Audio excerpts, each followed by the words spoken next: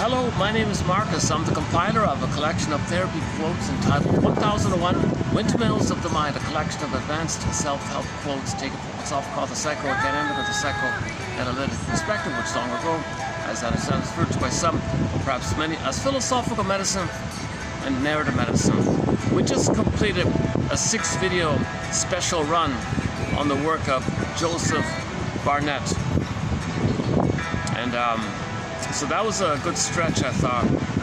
He has a kind of a, sort of like a self-contained almost model on personality based on how we deal with emotions, why obsessives can't see the forest, have to focus on trifles kind of thing.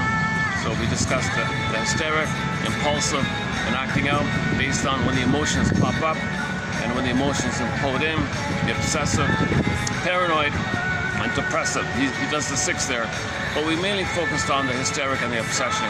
In the first video of that 6, so the last video was number 6, right? In the first video, we discussed this article on the marriage between the hysteric and the obsession, kind of like opposite attract kind of idea. That's a good discussion. And so affect, affect signals, it's a communication around whether your needs are met or not met. If the baby's needs are met, his visceral sensation, his feelings, his mood, called affect, okay, emotion, you're aware, you're not aware, visceral sensations, physiological response, the whole kind of signaling around whether your need or not, whether your needs are met or unmet, it's called affect. Yeah, there'll be a few interruptions here. I notice it's busier already here. Today's Friday, so it'll be busier. Luckily, yesterday it wasn't bad. I did a video here yesterday, part 6. Excellent video. One of the, I thought that was one of my better videos. One of the shorts got 3 likes. Whoa, 3 likes. That's pretty good, right? So check out the shorts section, and it was a good choice. It was a good short, I thought. Yeah, about Edmund Berger, one of our mentors, has a theory called psychic masochism. It's very hard to kind of convey that. I try to offer a simple kind of explanation of it a little bit there. So in 3 minutes, I try to boil down Edmund Berger's decades-long quest to understand.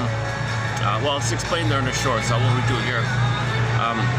Okay, so back to Barnett. No video, no books, no audio, no pictures even. Just a few articles. Just a few. One of the articles was the obsessional hysteric marriage. And so in the first video of the 6 videos, we discussed that at length. We discussed the ideology idea, the religious idea, how that applies to the personalities, extended adolescence. Oh, there we go. Hang on a second. Oh, it's so busy here today. My goodness. Okay, there'll be more interruptions. Yesterday, I had only 1 interruption. That was okay. Look at that, eh? I've got 3 or 4 already. Just had a couple before starting, and I already two just now, right? Yeah, it's hard to predict these kind of things.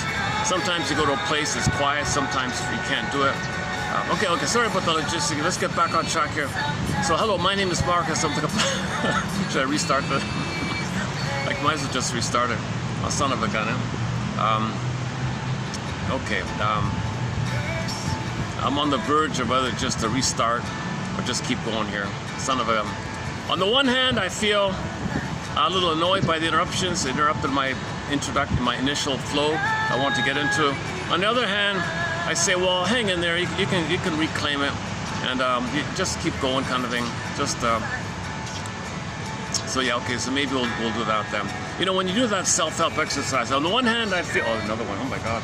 On the one hand, I feel, but on the other hand, I feel it buys time to reveal to you a deeper emotion I'm calling it feeling association. So we know about free association.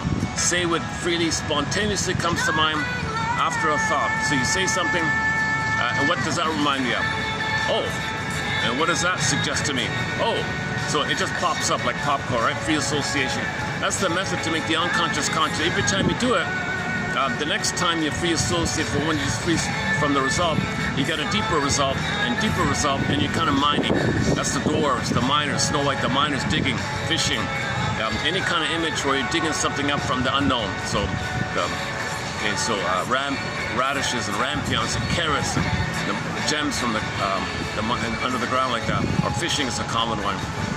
In the fairy tales, they got fisher people, the woods, the woodcutter bringing the woods from the forest unconscious, ocean unconscious, unknown place, and you bring some treasure back. And metaphor means you're trying to something unknown in the dark shadow, bring it to consciousness. And you need this back and forth, making the unconscious conscious. You need to have this kind of ability to recognize something in your unconscious and be aware of it. And as you do so, you're reclaiming more of yourself. You're assimilating more, accepting more, you're knowing more, and then that means you have more energy, and that means you have more access to yourself and the gifts of yourself and the treasure of yourself. If your treasure is all buried, you feel pain, or why is it buried? Well, get it back. You know. I haven't mentioned it, but one guy, Mr. Newman, today's author, just imagine like a horizontal line, and above it's your consciousness, and below it's your unconscious, and put a circle on the line, like midway across like that. And that's your ego. So your ego wants to have this access to the two, and you want like a harmonious kind of interplay like that.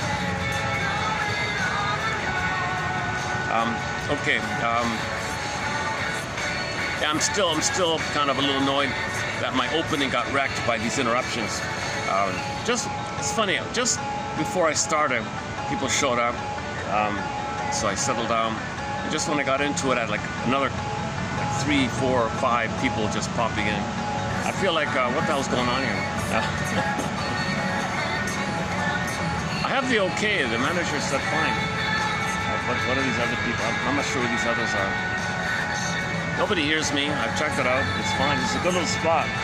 I didn't know this really was available to me. Kind of missed it all this time. Okay. This is my 3rd time here. It's a new venue. I'm experimenting with a new venue here. I really hope this can work out because it's not bad. I'm outdoors. A little bit of greenery and flowers and birds here.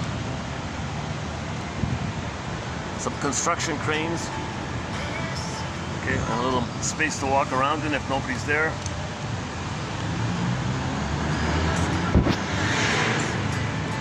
It's a nice little spot. Hopefully I can get settled in here like this. Okay, where are we here? Okay, let me kind of start over again. So we just completed 6 videos on the work of Joseph Barnett. And I was going to do a 7th. I mentioned at the end I was going to do a 7th, and I thought, wait, well, it's just sort of supplementary honorary material. So that 7th one I mentioned will go in the honorable mention pile. We have a huge honorable mention pile. A lot of good quotes are there, but I didn't feel like it was in that essential or something. So Joseph Barnett talks about the search for effective insight. Got to be effective. The effectiveness is something that bridges those two we just mentioned. Your apprehension in the body, the affect in your body, he calls it sensate, and your awareness, the comprehension, syntax, your awareness, your consciousness, conscious, unconscious. And the linking like that, having the two like that, leads to experiential knowing. Experiential knowing, and that's what he means by cognition. So when he was talking about cognition, it doesn't just mean just your thoughts. You can't fragment your thoughts, feelings to link. Let's feel it. See, if your feelings are damaged, your thinking is erratic. There's a link there. Like, for example, the obsessive, he impels the emotion. The paranoid impels. Depressive, impels. So their thinking is kind of, less available. And the obsessive they don't want to know the big picture, the main idea. What's the main message, the broad idea, because that'll remind them of the feeling of what happened to the hypocrisy, the mother, that caused them to impel their feeling. So baby's nursing, huge hypocrisy, baby implodes his feelings. He deals with micro obsession, pedantic, trivial, minutia, trifles. He focuses on little things he feels important like that. Don't ask for any kind of big picture about something, because that would trigger the feeling of the big picture of mother hurting him. He can't know the inference of the truth mother hurt him. So he takes refuge. That's a defense mechanism, coping strategy, not know mother hurt him. He focuses on a minutia. So they're very good. They're very focused on details, and they can give you long lectures about it and be very precise and perfectionistic. And OCD are very obsessive. Obsessive thinking is not real thinking. Obsessive thinking is a defense against real thinking, because real thinking can lead to the real feeling, which doesn't want wrong. So that's why obsessive, they don't feel really, and that's why they're drawn to hysterics, who have the popcorning of their emotions, the grasshoppering of their emotions. Now they don't control it, they don't contain it or fully understand it or know it. So it's kind of a little childish, or a little impulsive, or a little crude or something. And they say things in a hysterical way, exaggerated way, hyperbolic way, overgeneralizations, maybe in a metaphorical way. They don't even know what it means, kind of thing. So they look like squawking parrots sometimes. They're just, squawking, but they're colorful. So the hysteric says, well, I don't know if it's real feel or not feeling, but if there's some display of some emotion, because the hysteric has some emotion just popping up, you can't formulate it. So the hysteric, actually the hysteric has the sensate, but can't really make the syntax. So he's feeling something the thoughts are erratic. Okay? Whereas the obsessive, he doesn't have the feeling, but he has a kind of syntax in a segmented way. Okay, so those 6 videos are not bad. 2 of them were done in the dark. 2 of the 6 videos were done in a very in an unlit room as part of a restaurant. I found it's just so dark in there. I'm going to give up on it. It was potential, but it's ridiculous. It was just too. I got to be out in the light like this. It's not much nicer like this, right? I can see some clouds. I guess there'll be more interruptions, perhaps. But I think I prefer this one here. But anyways, in the past 6 videos, 2 were done in that darkened kind of restaurant room like that, and then the other 4 were done in other spots, right, scattered around. So in those 6 videos, I've tried to summarize, as I currently know, it's my first run through, my understanding of his model on personality based on what we do with affect. Affect is a signaling around whether your needs are not met. Needs met, affect pleasant, of course. If the needs are met, if the baby needs the connection, he's going to feel good, pleasant, joy, interest, curiosity, calm. He's going to feel pleasant. The affect will be pleasant if his needs are met. If the needs are not met, obviously his affect will be extremely painful and unpleasant. Okay, shame, fear, anxiety, and so on. Anger, fear, rage, abandonment, depression, helplessness, powerless, however you want to describe it. So now let's just pick up on here. So first off, the beauty, let's say, of Barnett's approach is he focuses on, he keeps it simple. He keeps it simple. He kind of says the obvious in a way, but he says it openly, something we take for granted. The baby needs connection. While he has the connection, his identity is blossoming. Okay, in the beginning, the identity is called narcissistic needs, and the connection is called dependency needs. So dependency and narcissism, basically connection and identity. As he has the connection, his identity can blossom with him. His emerging self, his true self, his beingness and body can stay with him, can continue like that. Okay, so all babies, and it's not either or, it's a simultaneous thing. At the same time, both needs are going on. His identity, connection, identity. Okay, when you speak, it's kind of sequential, but they're happening at the same time. Okay, so that's point number 1. Babies have 2 needs. Okay, connect, and he wants esteem, identity, sense of self, and that sense of self is there because of the connection. He needs a connection for the identity. Identity will be there if there's a connection. They're kind of going at the same time. Now this is all based on the connection to get the identity. So if the attachment is failed, the need for attachment, secure attachment, safe attachment, rhythm of bliss, rhythm of safety, okay, mother's reverie, mother's attunement, mother's entrainment, mother's presence, mother's maternal presence, mother's libidinal availability, mother's recognition, love and understanding, giving the baby that blissful, extended paradise that he had in the womb. Womb utopia needs a social, interpersonal womb, huge transition. He needs the safety with the mother to continue the resumption of his flower to blossom, his identity, being the identity, the flower blossoming, the soil of relation. So he needs a secure attachment stuff. Let's change it up here. Can I do it like this? Is that okay if I do it like this? It's music. Can you still hear the music if I do it like this? Okay.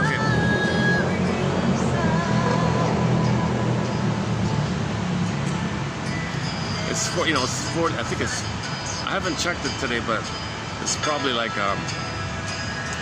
in the low 40s with the heat index. But it might only be like 35 or 6. Well, with the heat feel real thing, it's usually around 40 these days.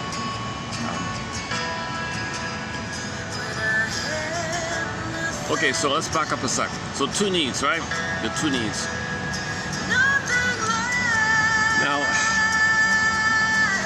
when the need, when his need to feel safe, to have his identity, is interrupted with the mother, called an insecure attachment. The attachment with the mother is not secure. They call it an insecure. This insecure can branch off to various forms. The avoidant, anxious, reactive, disassociative, and so on. It's a traumatic bond, it's a traumatic relation. It's disturbed, it's erratic. Mother's impaired, mother's inconsistent, mother's not around, whatever it is, there's something not safe for the child. He feels unsafe. Betrayal, the greatest hurt of all, mother betrayed me, she failed me, basic trust, crash. Okay. A great hope fell, you heard no noise, the wreckage was with him, O cunning tale that let no witness him. Okay, for more on this poem by Emily Dickinson, check out the last video done here at this spot as well. Okay, so now he's going to communicate and signal, Mother, my need for the oneness with you, the unio mystica to continue, okay, the Garden of Eden, Shambhala, Shangri-La, Avalon, Paradise, Utopia, my need for participating in the mystery of being one with you, my need for you to be there for me as a symbiotic object for me, a self-object for me, a fusional merge object. I need non-differentiated, undifferentiated, fusion, merging, symbiote. I need you for the oneness. I need that oneness time, that egg time, that blissful egg time. I need that to continue for the first 4 to 5 months, and then it extends from 4 to 5 months to 18 months. As I get motor skills, it expands on the world. Where's my oyster? So, Mother, you're my oyster. And I want to think that I own you, that you're part of me. Allow that. Could you just let me have that fantasy, that delusion? I need time to develop. I'm still budding here. It's the soil for my flowering kind of thing. Can you be there for me? Can you see me and accept it? Let me know that I'm safe with you. Let me know that you welcome me.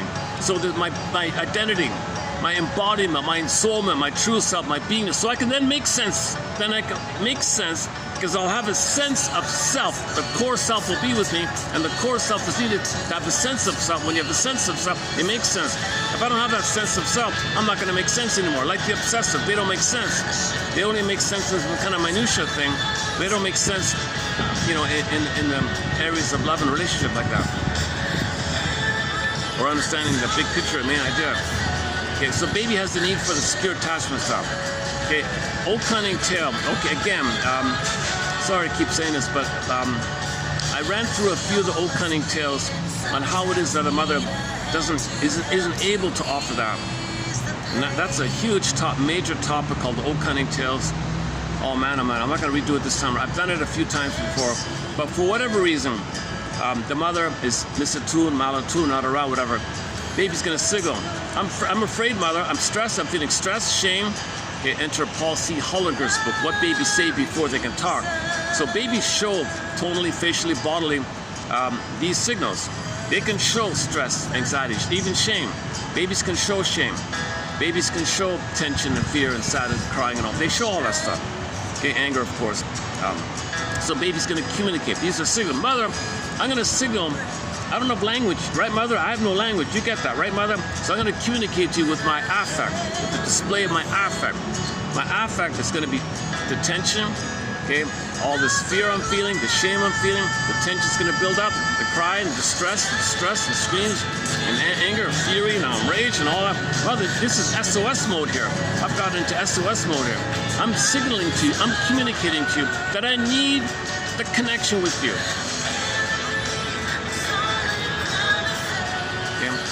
In the more severe cases, okay, if the mother is really hypocritical and gaslights the baby, blames the baby, all about her, you know what you're talking about, mother's best, listen to me, and you're ignoring me. You have needs. Only my needs count. I'm focused on my pain and my past. I'm not present for your needs. So if it's really consistently gaslighting by the mother, neglecting by the mother, abusive, if it's really pretty severe, called hypocrisy, then the baby imposes the feelings. So when the baby imposes the affect,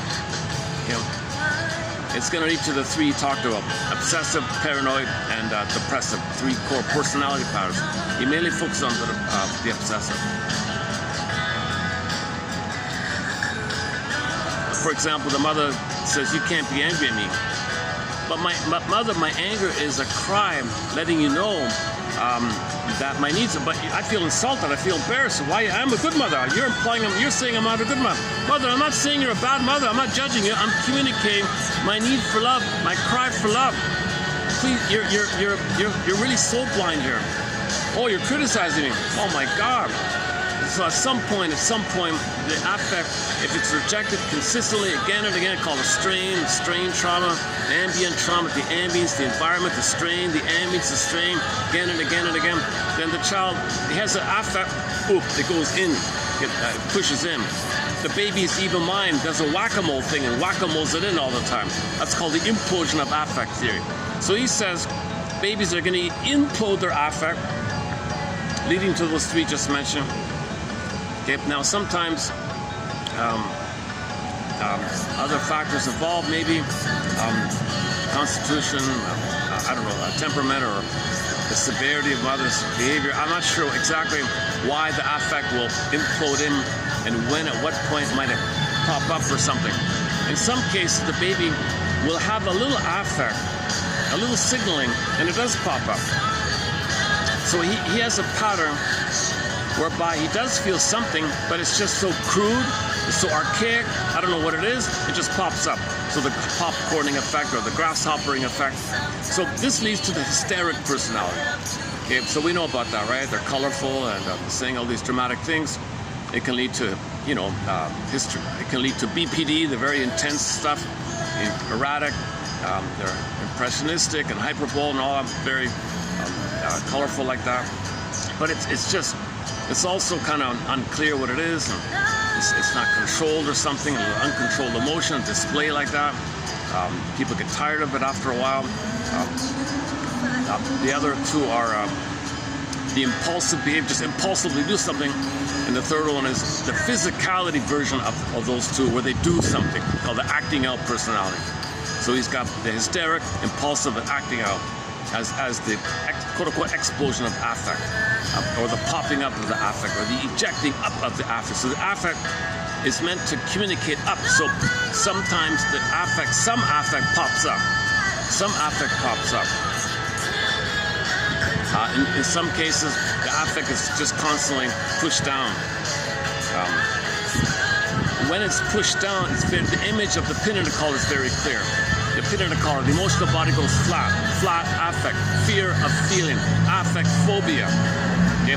Now you have no feelings for your words. Okay? In ancient Greece, that was called athymolexia, no feelings for your words. Nowadays, people say alexithymia, no words for your feelings, because you can't find your feelings kind of thing. Oh, good, got it. See how long my fan holds, I'll just have around. Yesterday it gave me 90 minutes. So it's somewhere between 1 and 2. Who cares, right? Why am I telling you this?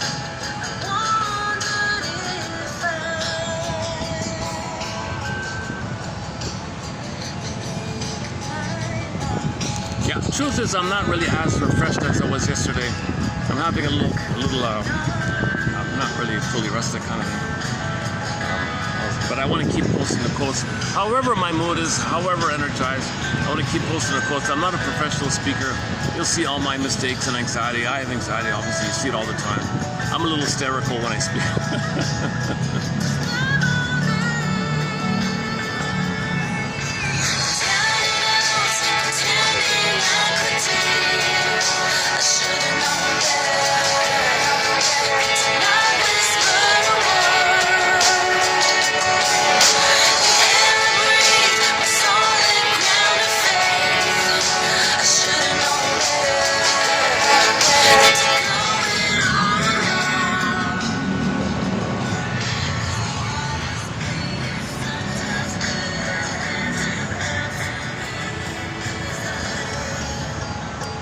Okay, so mainly in the 6 videos we talk about the core two, the popping up of an affect called the hysteric, and the imploding of the affect called the obsessional, OCD nowadays. Long ago they would say obsessional neurosis or obsessiveness or the obsessive neurotic. Nowadays people say OCD for some reason. And the hysteric, they might say, do this. No, they don't use the word hysteric anymore. So whatever the current term is, I don't really keep up to date with that. So I'm still using some of the old jargon like that. He's writing in the 70s. Okay,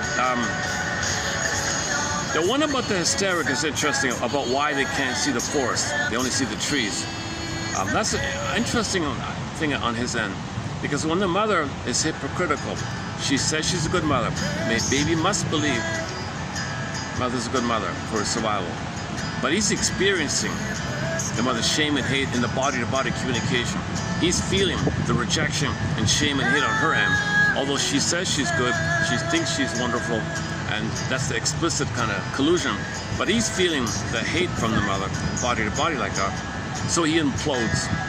So he doesn't want to know the real thing, the real meaning, the main idea, the truth. He doesn't want to know the truth. Because to know the truth in regular life, in daily life, it might trigger the original truth. As a defense against the original truth. He doesn't want to know any kind of truth. Just give me minutia, he's thinking, let me feel important in my narcissistic status, and maybe that he's leave me alone kind of idea. By the way, about those two needs, the hysteric has a kind of covert narcissism. Their narcissism or their identity is kind of hidden, and they keep it like that, hidden. And they just wait for people to say, oh, he's a good boy. He's so perfect, so diligent. He's a model employee, that those kind of thing. So he has a kind of hidden narcissism, and the connection is people saying he's a good boy. Whereas the hysteric, same two needs, identity and connection, but they do it with their narcissism. Instead of being a covert, they do it overt. The narcissist will overtly display, look at me, right? And then people look at them, oh, there's a connection. So they still have these two needs, they're the same. They're just going about it slightly different ways. Where the narcissism is covert and they get the connection, and the hysteric, it's overt narcissism and they get the connection. You see? So that's a little appreciation that there's no judgment here. They're both struggling in their own way around the unmet need for the proper completion of their attachment needs. They need an attachment for as part of the developmental process. Oneness for 4 to 5 months, and then mother being okay with this oyster face until 18 months, not punishing or rebuffing him for it, and then being around for his exploratory phase of 18 months to 4 years of age, called the rapprochement phase, and it gets a psychological birth like that. Oh, okay, hopefully, I'm glad about the wind, but hopefully you're hearing me still. When it's windy, it muffles the audio here. Oh my God, yeah. Maybe I should see if I can. Are you still hearing me?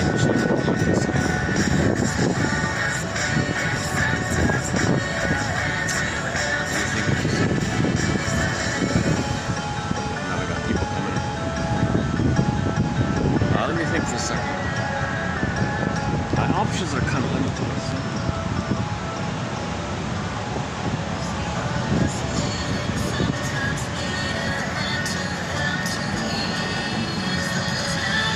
There's a huge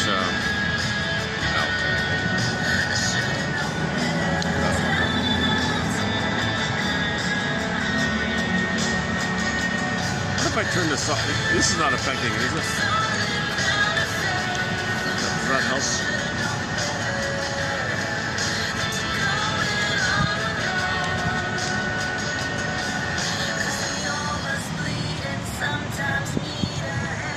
Let's get back on track here. Okay, so that's another added kind of point, a subtle point like that. So both the obsessive and the hysteric, i.e. his obsessive impels the emotion, hysteric popcorn ups the affect, they're both dealing with the issue of the oneness being incomplete, the symbiotic transference, the symbiotic oneness was crashed, the egg was broken too early.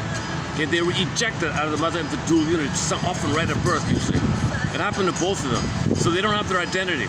They don't have their sense of self, their feminine, their beingness. They're lacking the core self, the real self, the true self, the embodiment, the soul. So they're looking for connection and identity, to resume their identity.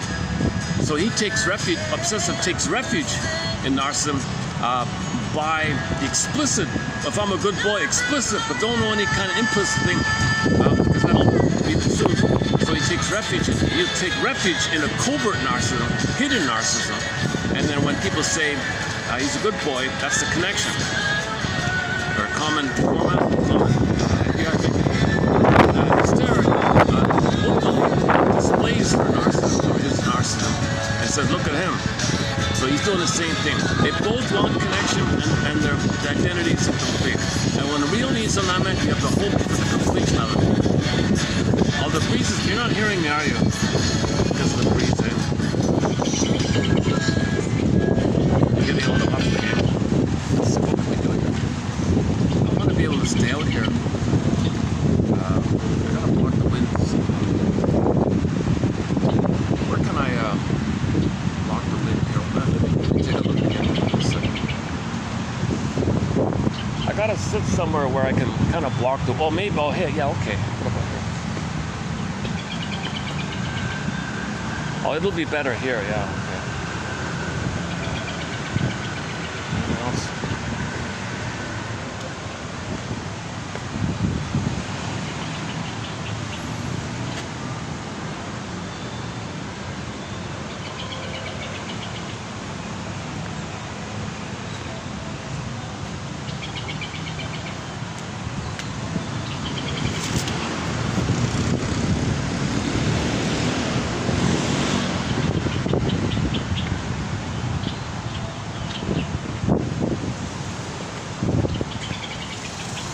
About the same,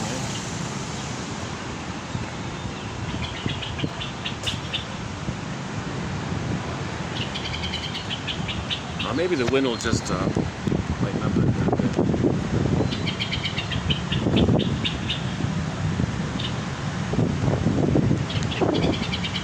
So Barnett's model is that all 6 are narcissists. He's talking about trauma before 18 months. Okay, so that's sort of a theoretical point on his end, that none of the 6 personalities that he discusses got their completion of their narcissistic needs because the connection was broken. So hysterics look for the connection by displaying their narcissism, trying to impress you, startle you, be provocative, or do some enticing kind of things, alluring kind of things. They get attention. Doesn't work. One pop diva says she has millions of people admiring her, still feels lonely. It doesn't work. She can do a colorful display on dance. She can dance around, whatever. People can look at all her. She can still feel. It doesn't correct her.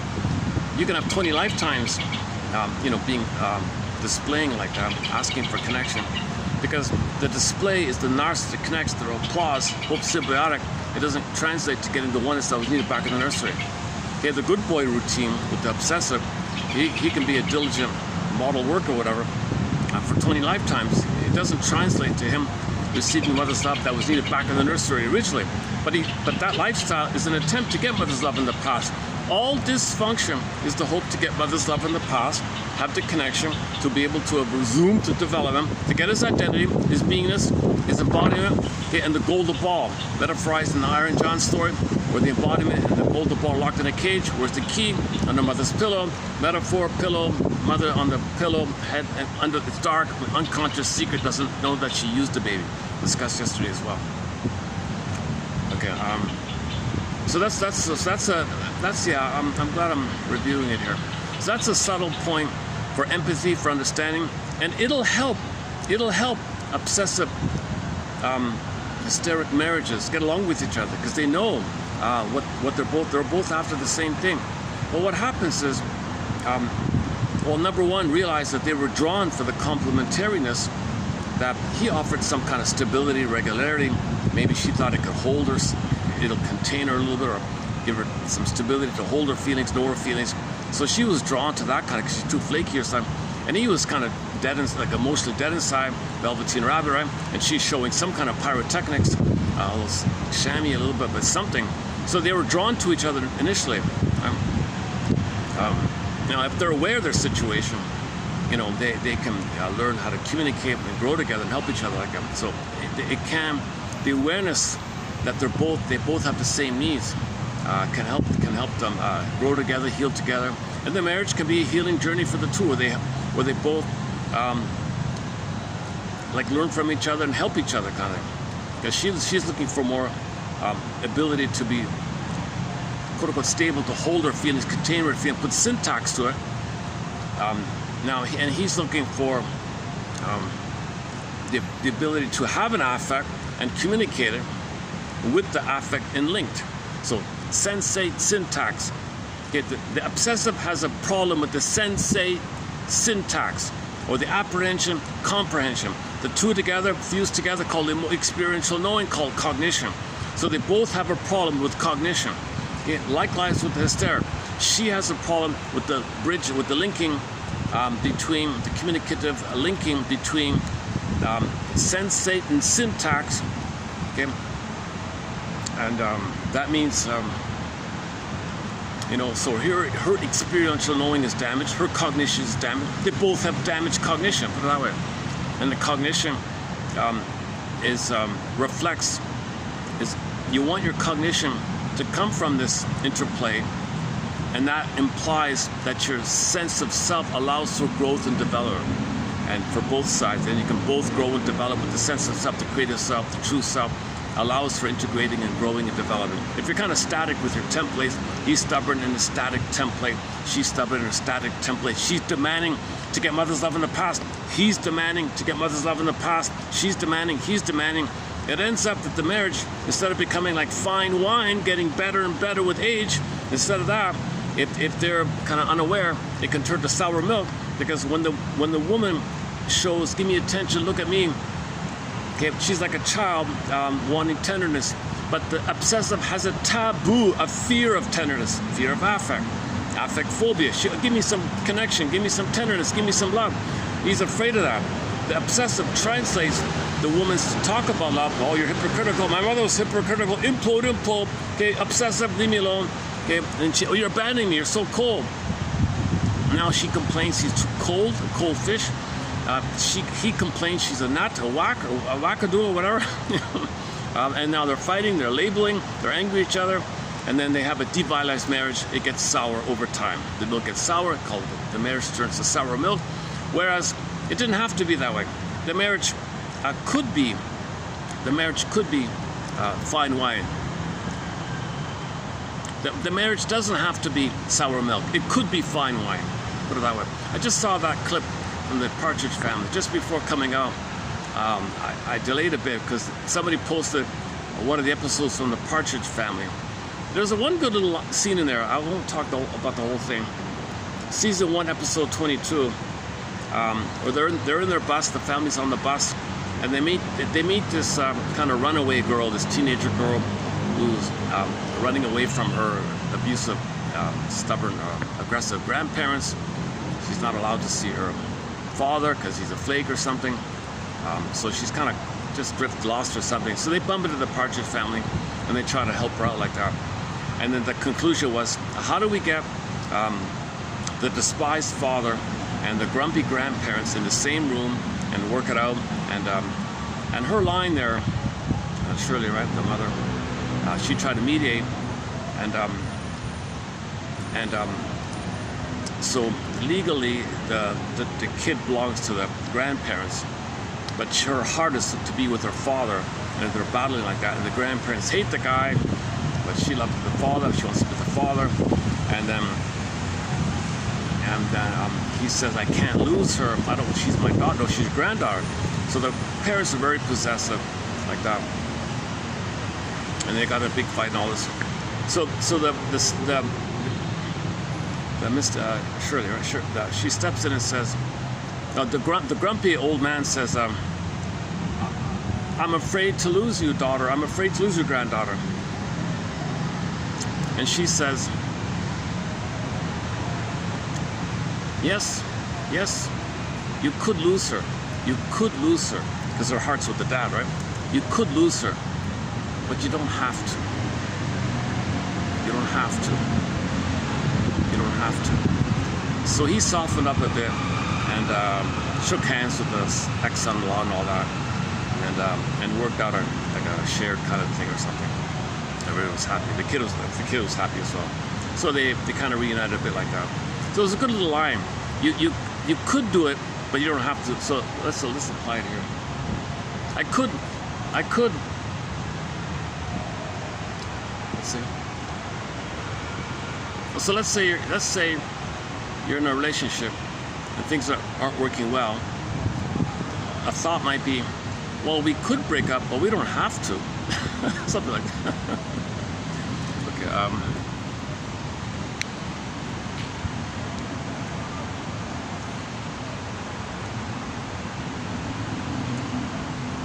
Yeah, so most or many, I don't know, of these opposites attract style of marriages start off all exciting and hopeful.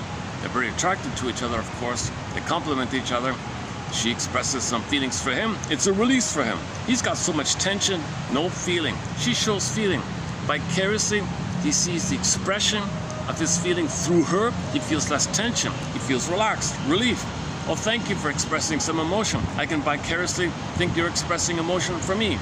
And I can feel the expression of emotion. That means I can allow it to be seen by you. You express my emotions for me, so to speak.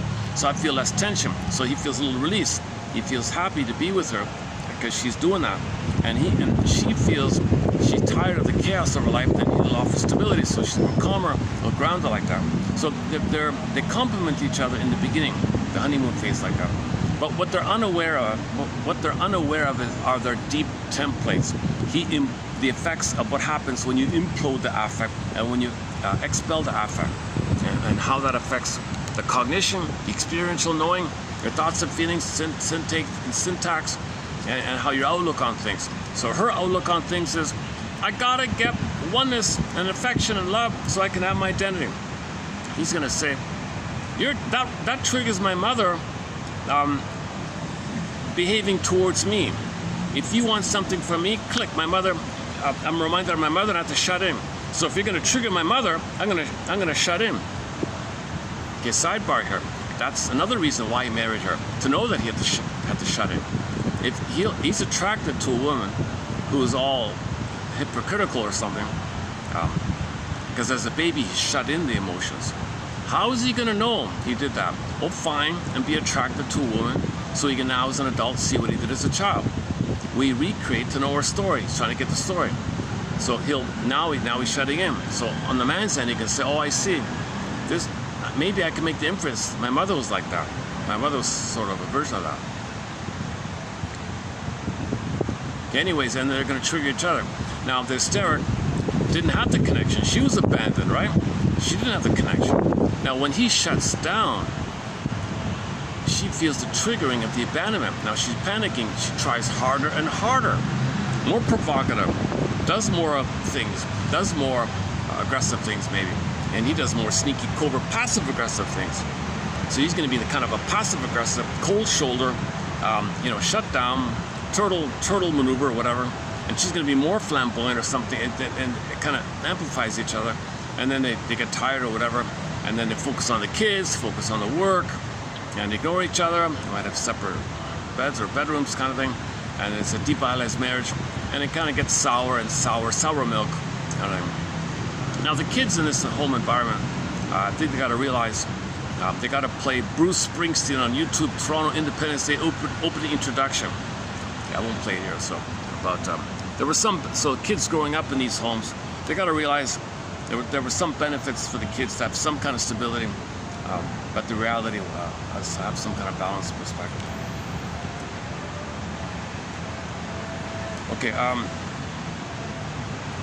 Okay, so there's more on the Barnett's theory.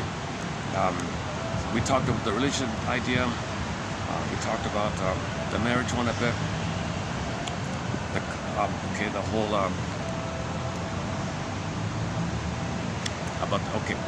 let's just pause it there for the Barnett's work. It's a good introduction to psychoanalysis. I posted a short saying if somebody's just beginning with psychoanalysis, I think Joseph Barnett's articles are a good beginning. He's a clear writer. He's got a thread, coherent, clear, kind of package, contained. It doesn't explain everything, of course, but you got to start somewhere. It's pretty good. Just think about it in terms of, do people implode the affect and they're obsessive and learn about about obsessiveness? Or do people pop up the affect and they're the hysterics, acting out in impulsive? So you know something about that and why that's going on and how it affects the thinking. And you want to realize there's a link between affect and thinking. That connection leads to experiential knowing, which he calls cognition. So he's trying to have a holistic, interpersonal, holistic kind of point of view. He belongs to what's called the interpersonal psychoanalysis school, Mitchell, and the Gestalt people, Karen Horney and all that. He's a holistic approach. He's a bona fide shrink, medical doctor and all that, traditional shrink, but he branched off into the broader, holistic, interpersonal, holistic approach. So you can see that reflected in his articles. He's trying to write with that in mind. Keep things holistic, keep things connected. It's not either or. Don't stop thinking in either or terms. Try to find a both and.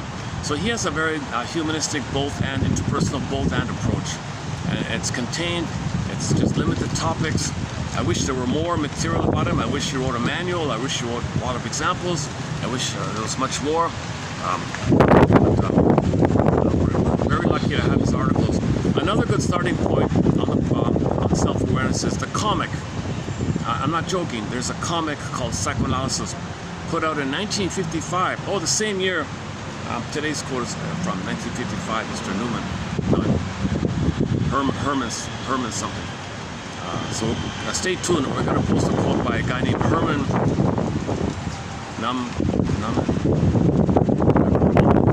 Just found it this morning. I was going to do part 7. I saw this thing about anxiety, birth trauma.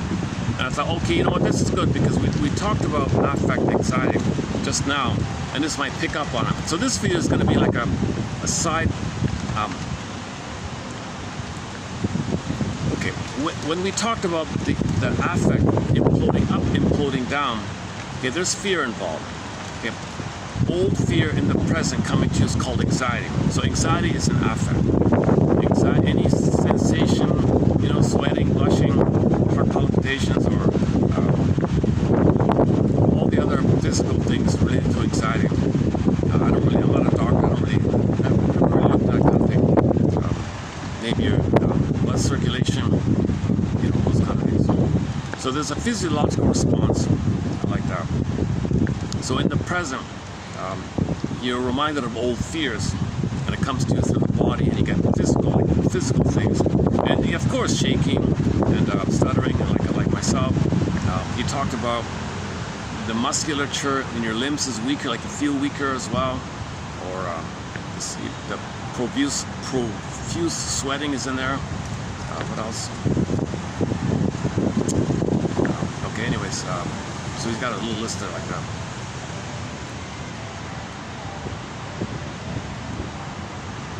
Okay, let me clarify here.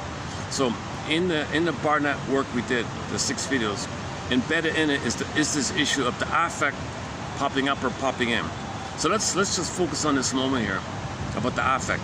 Now in this video, let's do Herman's thing about affect. One of the affects called anxiety, which is old fear coming to you. And now he has a section about the birth trauma being the prototype. And then, so now he's, now I want to, how am I going to do this here? Hang on a second.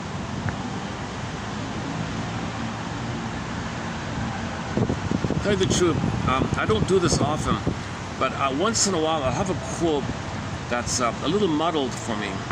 And I thought, well, okay, let me just read it through. Maybe while I'm reading it here, it'll become clearer to me as I'm reading it. Parts of it, lost me a little bit.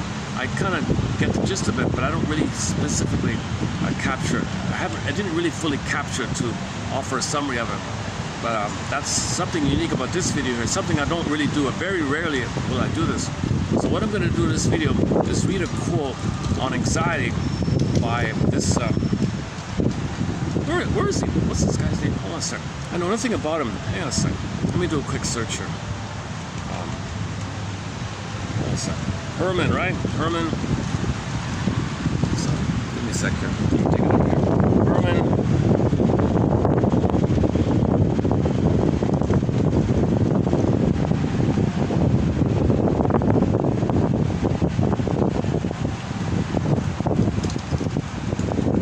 Oh, Nunberg. Nunberg or something. Nunberg. Or there's this picture. Yeah, it looks like a typical egghead shrug. Okay, we're 86, died at the age of 86. Let's see. I don't know anything about this guy. 1884 to 1970. I see. Oh, that's it. There's no Wikipedia entry for the guy. Oh, a little bit. Oh, life. Oh, here it is. Okay. He studied with Mr. Young.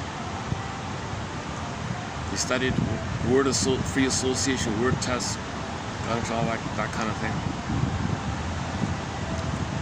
Okay. He joined the Vienna Analytic Institute. So he was part of Freud's circle. Did he keep Freud? Give me back my ring, give me back my ring. Auto rank, birth trauma, give me back my ring. Jung, this early mother thing, give me back the ring. He kept Adler, oh my God, give me back. Maybe you see one of them as well.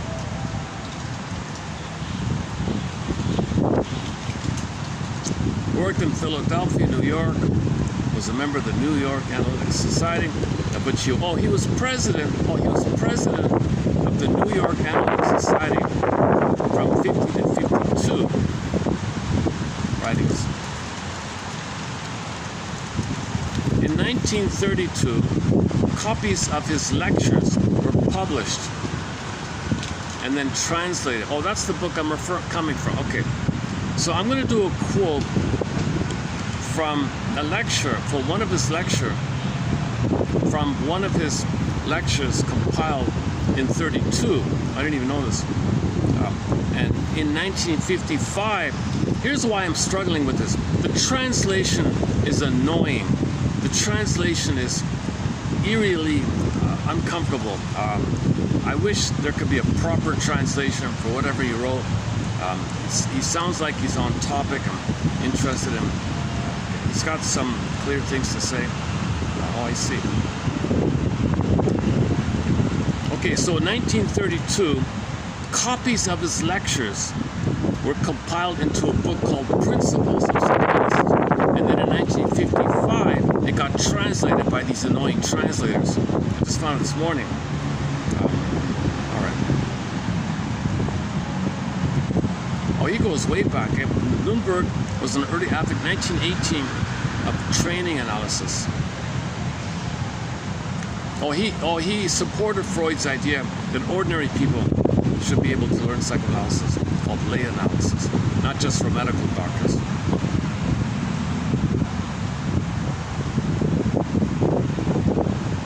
Okay, whenever this name comes up, I skip it. That's what else? Nunberg's articles on the will to recovery, 1926, and on the theory of therapeutic results in psychoanalysis, 37, revealed his interest in the curative aspects of analysis. You know, these Wikipedia entries are pitiful. They don't really give it. Okay, anyways, I gotta start somewhere. I see. Okay, so I'm gonna read from an old lecture he gave, maybe in the 20s, and then finally in 55, somebody poorly translated it.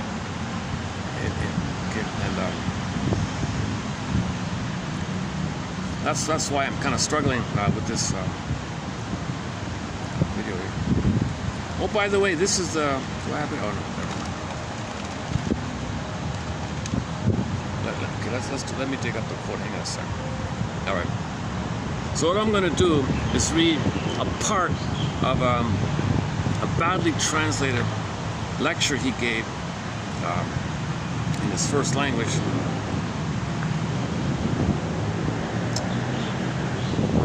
But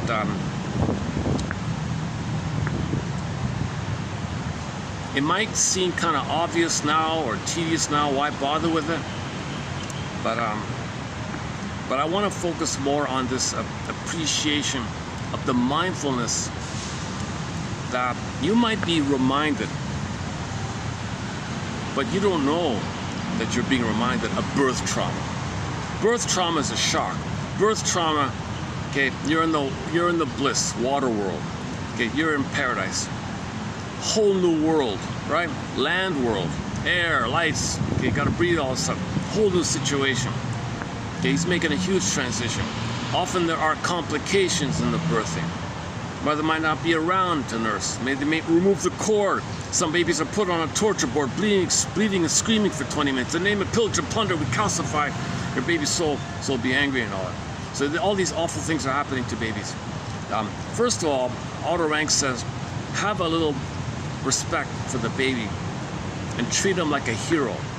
The baby is a hero, the birth of the hero, the name of his book. He's making a huge transition.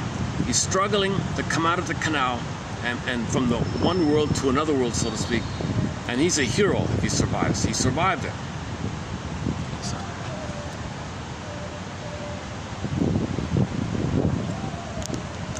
One vivid example, okay, it's not a common example, but one vivid example that makes the point is one lady had an odd situation with her tailbone for some reason. I didn't get the full story. Now, normally when the mother squats in the natural birthing, traditional natural birthing, she squats or birthing stool or something, gravity flows with the contractions. And in the squatting position, she would have been able to have tilted back the tailbone because she was squatting. She would have sensed it. Let me tilt back the tailbone to allow the maximal space so my poor baby doesn't hit up against the tailbone, kind of thing. Now, this woman didn't have the chance to do it because they put her on the back, pushing down, her legs up, gravity pushing down. Now the baby is being pushed from the contractions, hitting up against the tailbone, which the mother never had a chance to tilt back because of the table thing. So the baby's being pushed from behind, hitting the tailbone. Mother's panicking, baby's in pain, baby's kicking, mother's in pain. She clenches up. He can't get out of the canal. Being pushed, hitting the tailbone, can't get out. He's in a life and death struggle. He's in an epic battle, right? He's a little warrior, right? Baby, like he's fighting in it. Come on now, he's being pushed, hitting, gotta get out, can't get out, being hit, being pushed, trying to get out. He's supposed to come out. Something's blocking him in the midway, something's blocking him at the exit. He's being pushed. Holy, you know what? Cord might be twisting around, not breathing. He's in a life and death epic battle. Okay, sometimes some people think these Greek mythologies are code for this, by the way. These epic battles, you know, the grand this and big battle this and that and that and that. That's cool. That's a metaphor. That's the memory is visual. Things are exaggerated. So the myth refers to that memory. It's like that. So then, maybe these the forceps are used or baby's pulled out against violated like this. Then he's separated from the mother, cord removed. Imagine all that. Imagine all that stress, and he's going to remove the cord, his support system. The cord and the placenta belong to him. They connect him to the mother. He needs all the support he can get. You're going to rip it away. Another betrayal, another abandonment. Indigenous people have been saying forever that the placenta and the cord are the baby's power source, support system, guardian angel, spiritual angel, guardian angel, angel supporting him. It's there for him. It feeds him. It connects him to the placenta, to the mother, to the world. He's in the universe. It's part. It's oxygen still pulsating. It's a part of it. It's alive. Oxygen, food, nutrients are being sent down the center vein to the baby. It's still alive like that. It's oxygen, right? And he might have had the cord twisted around him, and he's not getting enough oxygen. Now you're going to remove the cord or something, and then so now he's got to make a transition to the air and all that, and the rough handling with the doctor, let's say. And then maybe the room is too cold or mother's out of it, she's drugged out or something. You know, so the baby's abandoned, birth trauma. So you can imagine the immense fears the baby felt, the immense fears of birth trauma. Okay. So in the birth trauma, there are immense fears. Fears like the anger, the rage, he shut down, disassociated. So he did everything. He tried to run, he can't run. Tried to fight, he can't fight. Spaced out, numb, you know, those kind of things. So he comes out either too revved up in the sympathetic system, so he's going to be born to fight, play the song Street Fighting Baby, So he's born revved up, PTSD, hypervigilant, on alert. Okay, he's already born with too much of a stress of the set points in the brain are too high. Oxytocin, trust, safety. No, it's a jungle. It's an epic battle. The imprint's a jungle. So he'll have a jungle mentality, and he'll develop one of the hysteric, impulsive, or acting out styles, right? If the sympathetic nervous system is pumping up, the amygdala enlarges, pumps up cortisol, and he's all stressed out like that. One version.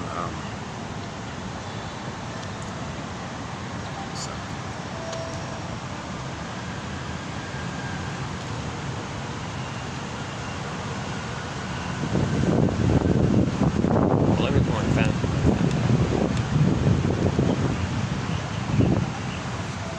Yeah, the fan makes a difference. Yeah, I noticed it. Yeah, after 10 minutes, I'm starting to sweat here. Okay.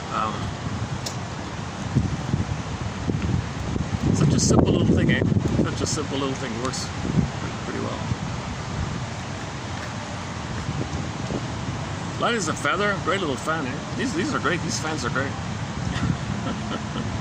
The battery is a little on the limited side, but okay, enough about the battery. Okay, so this is an actual thing that took place, right? This is like a physical, biological, actual event that took place, birth trauma, right? Now the baby's passive. When there's trauma, you kind of want to manage it by quote-unquote being active. Now he always anticipates danger, so he's always revved up. Okay, so now he's got the revving up of whenever as he goes through life, he sees things, everything is a jungle, so he's always revved up. Now he's got the stress of the preparation, and that can lead to increased fears and stress by the memory thoughts that he's trying to master the birth trauma, and that's going to compound the problem. So you got two things going on: the actual event, and then his mind about it. Now, in the mind about it means everything is dangerous, so always got to prepare. Now, if he's in that mode and he's triggered, something reminds him, okay, and I'll mention in a minute what might remind him. Okay, any kind of major transitions like birth to being born is a transition, right? Going to school is a transition. Going to high school is a transition. Leaving school, leaving the home, leaving a place, leaving a work, any kind of major kind of shift or transition might trigger the birth thing. Okay, so in life, when there are changes, you might trigger the birth thing, like going from one place to another or something. And then now your mind is like, okay, I'm expecting danger. Pump up cortisol, be alert, because you're trying to quote-unquote master the birth trauma, but all you're really doing is changing schools. But you're like all revved up trying to master birth trauma. So this combination of the memory of the birth trauma being triggered up to you, okay, and then you're thinking that you want to quote-unquote master it by creating it in advance, because when this passive to active, you're going to actively generate the fear, because you're in preparation. Trauma's going to come. I'm going to be ready. I'm going to create the stress. I'm going to be ready. I'm aware of it. I'm going to create it. And now you're triggering yourself by this activity. So you're triggered by the original biological activity, and you're triggering yourself even further. You're scaring yourself even further by the idea that you want to master the past. Those two ideas. That's the point he's trying to make here. It is not necessary. It is not necessary to present proof that the process of birth itself can have a traumatic effect. Now, keep this in mind. This is a bad translation of a guy who gave a lecture in Europe somewhere in the 1918 or so, I don't know, something like that, 1920s, let's say. The book, the collection was published in 30-something, right? But it's this lifelong articles. Let's just say 20s. So here's a guy giving a lecture in the 20s in whatever, German or Hungarian or whatever, or local, I don't know. Doesn't matter. Yeah, and then in 55, two characters try to translate it. So I don't trust these translators. I don't like their translation. It's a little annoying, like I said here. So keep that in mind. But here's a guy who made a contribution, part of Freud's circle, I think. I never heard of him, to tell you the truth. I think I saw his name once or something. But if any shrink has a book called The Principles of Psychoanalysis, I have to check her. Okay, it is necessary. It is not necessary, pardon me. It is not necessary, he says here, to give you proof, to present proof that the process of birth itself can have a traumatic effect. The signs by which the anxiety of the newborn can be recognized should, however, be indicated. The evidence is not direct. In the prenatal state, the unborn child is protected from external stimuli. Okay? Obviously, he's safe. He's in the amniotic sac. He's in the water world, a little bubble of water floating around, blissful thing. So he's protected from external stimuli. But sometimes some others even betray that, violate that. Some others smoke and all that. Some others go to a heavy metal concert and the baby's kicking inside. He's stressed out, having prenatal distress syndrome, a rejecting womb. The baby's supposed to have a welcoming womb. Some others say, yeah, I'm jealous. I'm going to take my anger on my baby. I'm going to give him an unwelcoming womb. The mother's already attacking the baby while the baby's inside, let's say. But ideally, normally, the baby's protected inside. He's got his guard to be in the Shambhala Shambhala nearby paradise. Blissful one is assuming the mother's not smoking or doing all these fighting and all doing all these things. If the baby's kicking, that's a clue. One woman said, hey everybody, feel inside. Little Junior inside's gonna be a soccer star. Come on, touch. Tip. And the baby's kicking. Oh my God, what a misattunement. The baby's kicking because she's so stressed out in her demeanor. The baby was kicking to escape. But while trying to escape from this dangerous environment, the world is not a friendly place, right? There's too much cortisol, mother smoking, oxygen, kicking. How do I get out of here? It's not ready to get out yet. He accidentally twists the cord, the umbilical cord, got twisted around him. Now he's not getting enough oxygen. And he's kicking in a panic to free the cord maybe, trying to get out. He's in a mess, he's dying in there. Hey, look, everybody, look, little Junior's gonna be a soccer star. What a misattunement, right? What an absolute misattunement where the mother is not connected to her baby. And the baby's, maybe he's kicking because of that. Maybe the baby's kicking, maybe I'm angry, you're not connecting with me. Maybe the baby's kicking because of that. Their nourishment is procured through the placental blood circulation, the center vein.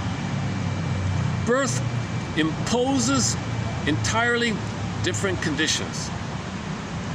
The infant is suddenly faced with the task of mastering external stimuli, mainly of a tactile nature. See, tactile, when the mother touches the baby, if she's not tender and gentle, he thinks she's strangling him or hitting him, or he might have nightmares of the Snow White fairy tale with the laces, things like that. The poison comb idea, things like that. So things are exaggerated, called the baby fears. So he's dealing with this blissful oceanic thing, and now mother's handling him. Maybe she's rough handling him. Maybe baby thinks his mother gonna tear him apart even. The baby has the wildly exaggerated fears if mother's annoyed in her handling. If there's cortisol in the breast milk, it's toxic. My baby thinks it's ew. What am I being poisoned here with this? Okay, that's the poison apple idea in Snow White. Okay, apple means nipple, usually in fairy tales and myths. Okay, so you get the idea.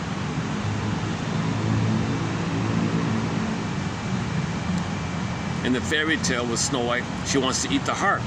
Okay, that means the mother is using the baby, rejects the baby's autonomy because she wants to think about the baby to make the baby serve her, attend to her.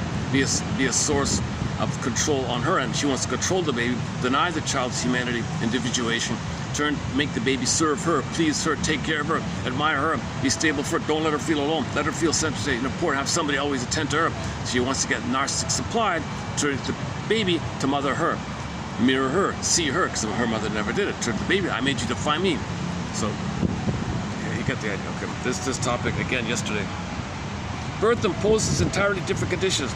The infant is suddenly faced with the task of mastering or learning how to deal with external stimuli. A whole new world, right? Land world, water world for the land world. Oh yeah, back to Otto Rank. So back to that baby, when the mother with the tailbone and all that, when he finally gets out, he said, have some respect here. He survived? Whoa. He survived this epic battle. He got out, one version of the Odyssey was the whirlpool. If he stays in the canal, he'll perish. But he's always crashing up against trying to get out because mother's clenching. So he'll perish that way. He might perish that way. He perishes if he stays in this narrow navigation. Can he get out? Can he needle out kind of thing? So he finally gets out. Woo! Birth of the hero. So celebrate. He's a hero. He survived. So treat him like a hero, like an honored one, right? He went through a hard time. And then you're going to attack him and remove him from the court and then torture him. And the Ronald Goldman's on YouTube, Ronald Goldman, about the circumcision trauma, the hidden trauma, where the kid's bleeding and screaming, the mother dies her instinct because it doesn't protect the baby, another betrayal. After all that, you can still...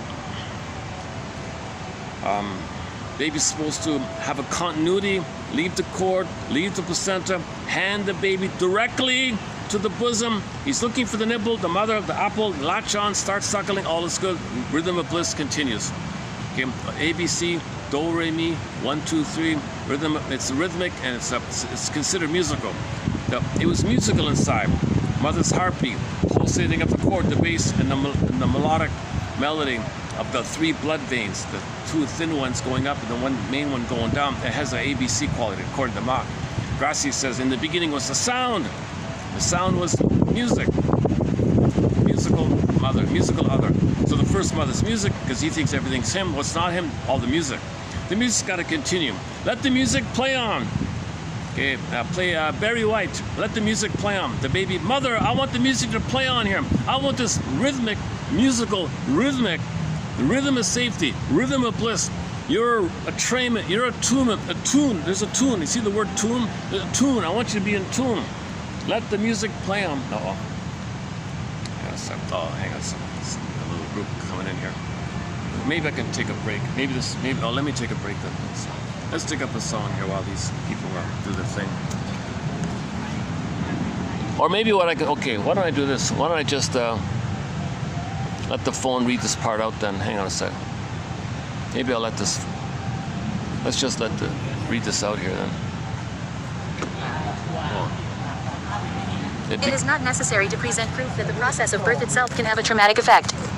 The signs by which the anxiety of the newborn can be recognized should, however, be indicated. The evidence is not direct, it is based upon analogies. In the prenatal state, the unborn child is protected from external stimuli. Their nourishment is procured through the placental blood circulation. Birth imposes entirely different conditions. The infant is suddenly faced with the task of mastering external stimuli, mainly of a tactile nature. He has to exchange the warm womb for the cold air. He has to adapt his blood circulation and respiration to the changed biologic conditions. The adaptation is performed chiefly through the musculature of the respiratory organs and of the heart. The cause for the beginning of the activity of breathing is a toxic one, but its significance lies in the necessity of adapting to the new conditions of life. The adaptation is achieved with the aid of changes in the innervation of the respiratory, cardiac, and vascular musculature. These changes represent purposeful actions for the mastering of the new demands of life. They are, most likely, accompanied by a specific unpleasurable feeling, as is indicated by the screaming of the newborn. The affect of birth may be considered an anxiety affect. Since this affect is a reaction to a trauma, we ought to try to understand this trauma. The unborn child in their intrauterine life could gratify all their needs, the libidinal ones included, through their mother, since they were united with her.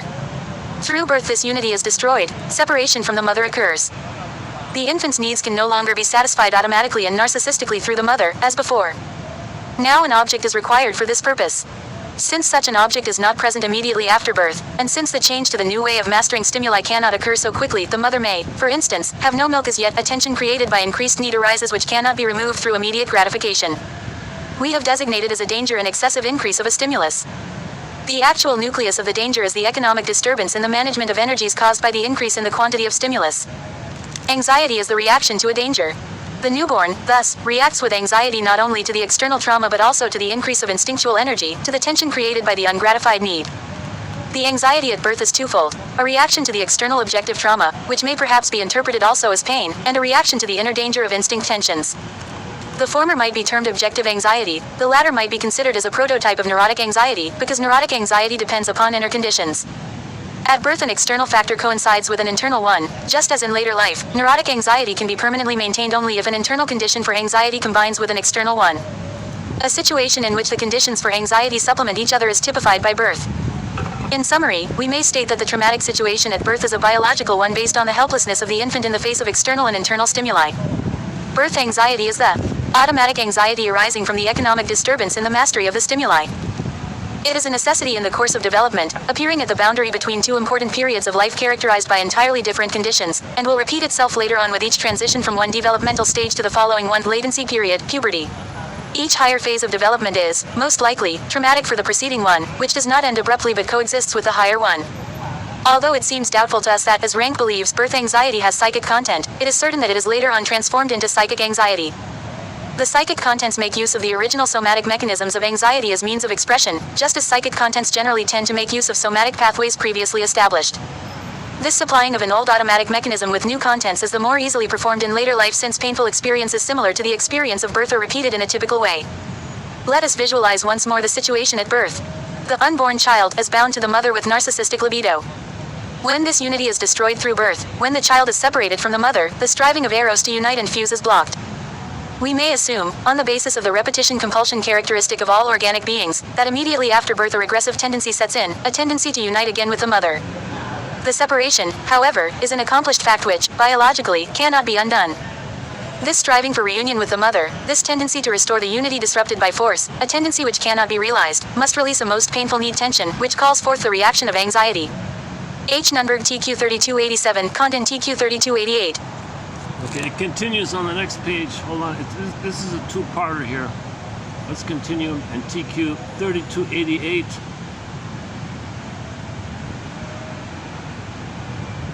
Kant from TQ 3287, as the unborn child does not know an object in the true sense of the word, it is not possible that, at the separation from the mother in birth, the loss of the object is perceived as such. The newborn infant can merely feel the disturbance in the economy of instinct energies caused by birth. Here anxiety is a reaction solely to that disturbance. Birth anxiety, therefore, is an anxiety of separation. It is biological, but it becomes the prototype of psychic anxiety. A certain readiness for anxiety in the infant cannot be overlooked, a readiness which increases during early childhood. Although the manifestations of infantile anxiety are numerous and varied, still we find some typical forms of infantile anxiety. Fear of the dark and of strangers are the most typical of infantile anxieties. Fear of the dark, of being alone, of a stranger, and so on, can be traced back to a single factor, to missing the longed-for person, that is, the person cathected with libido. The first, the primal anxiety, arose with separation from the mother. Now anxiety arises with missing a beloved person, thus also with a separation, now, however, a psychic rather than a physical one.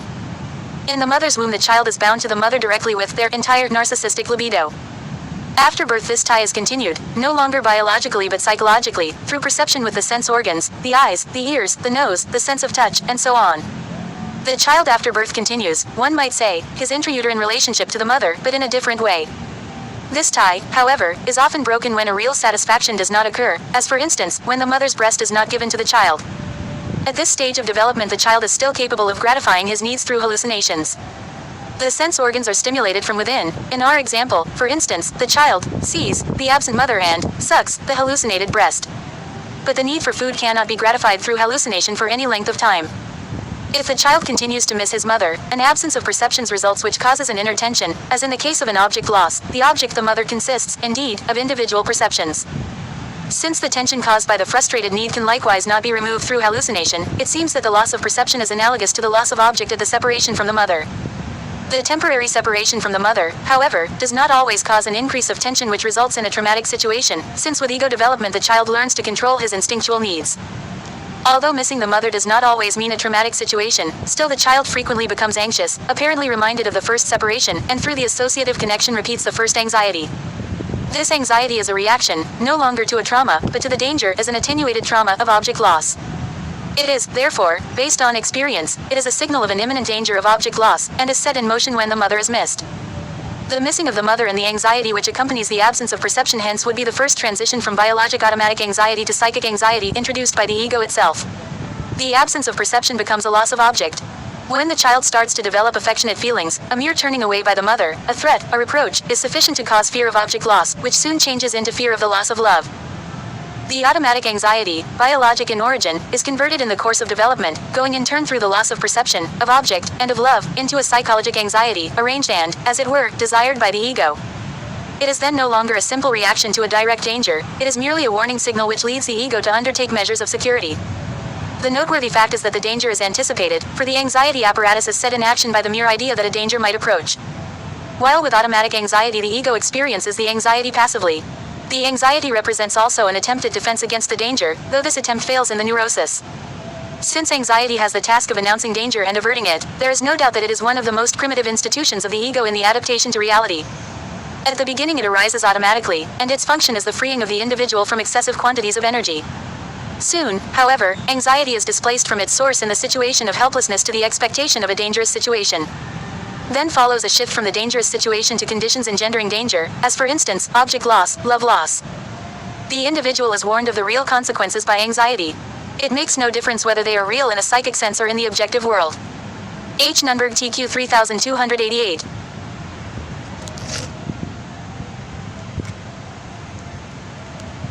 Okay,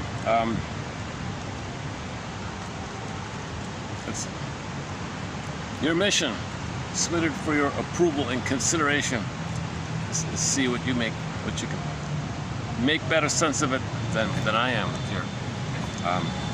So I haven't even read this yet, to tell you the truth. It was just, I just took a section on birth trauma and anxiety out, and I'll read it here now.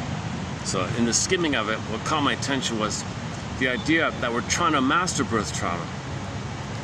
So you create it. You create the anxiety because you're always seeing danger of the triggering of the trauma, so you're always creating the stress response in preparation of the traumatic event being triggered. Now you have a double stress phenomenon where you're creating stress in anticipation of the danger being re-experienced of the past. Now I got these two things going on. That's the subtle point I'm trying to clarify myself as well. It is not necessary to, where are we here? Let's just start over. It is not necessary to present proof that the process of birth itself can have a traumatic effect. The signs by which the anxiety of the newborn can be recognized should, however, be indicated. The evidence is not direct. In the prenatal state, the unborn child is protected from external stimuli. Their nourishment is procured through the placental blood circulation. Birth imposes entirely different conditions. Play the song A Whole New World, right? The infant is suddenly faced with the task of mastering external stimuli, mainly of a tactile nature. He has to exchange the warm womb. The utopia is warm and comfortable, like a warm bath. Suddenly he's maybe the room is cold. Maybe in those days, the room was too cold or something. People didn't understand the babies need that the room should be warm. Maybe it's too cold for them or something. Nowadays you put heat lamps and candles and make it not too bright. You want to recreate an atmosphere, a welcoming atmosphere. He has to exchange the warm womb for the cold air. It's a little bit of a surprise for a little baby. It'd be like suddenly landing on a new planet. Oh, what's this? It might be something like the equivalent for an adult. He has to adapt his blood circulation and respiration to the changed biological conditions. So this whole transition, for now he's got to breathe, right? Now he's got to take in the air from the air and all that. The song, The Air That I Breathe. Oh, the song we opened up with is called The Air That I Breathe by Tracy Bone. Ojibwe, from the Ojibwe Nation, singer, great singer. We have 3 of her songs on our soundtrack. That's one of them.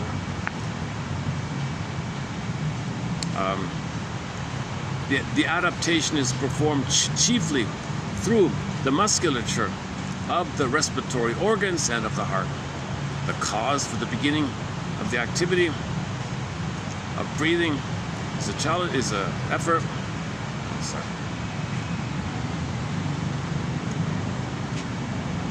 Okay, just give me a sec here. Let me change it up here for a minute. Somebody's just standing right in front of me.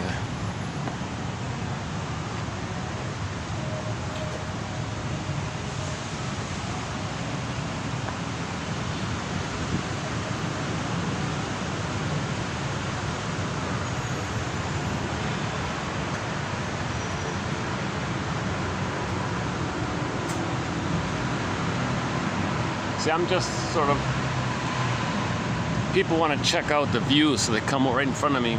But there's not much of a view here. Some air conditioners, a parking lot, buildings, the sky, of course. So there's no real special view here. Actually, you get a better view here. People don't know, I guess.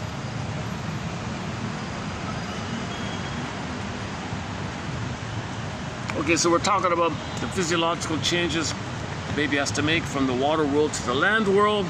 His lungs, the heart, respiratory organs, musculature, respiration, so all these changes.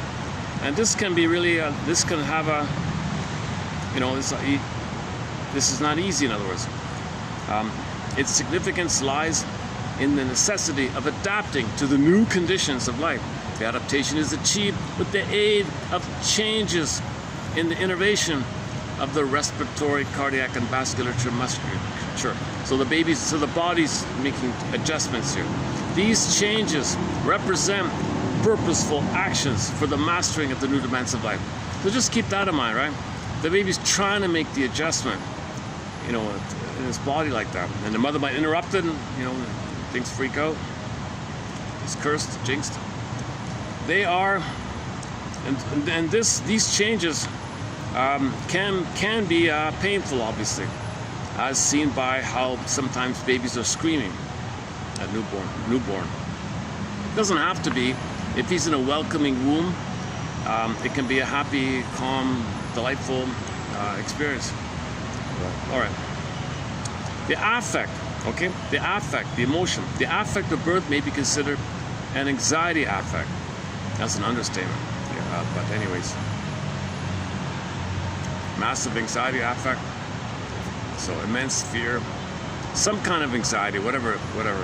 Birth, the chapter's called birth anxiety. So this might be a translation issue as well, right? Since this affect is a reaction to the trauma, we ought to try to understand this trauma. Okay? The child inside, the unborn child, in their intrauterine life, could gratify or have gratified all their needs. Infantile megalomania, unconditional hallucinatory omnipotence, magical thinking.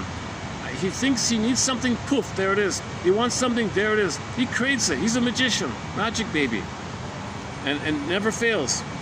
He's a king, he's a god, he wants something, there it is. He's the whole universe. The universe is all self-sustaining, all self-sufficient unto itself. So all of his needs are met when he's in the womb. There's no interruption, no one interrupting him, kind of thing.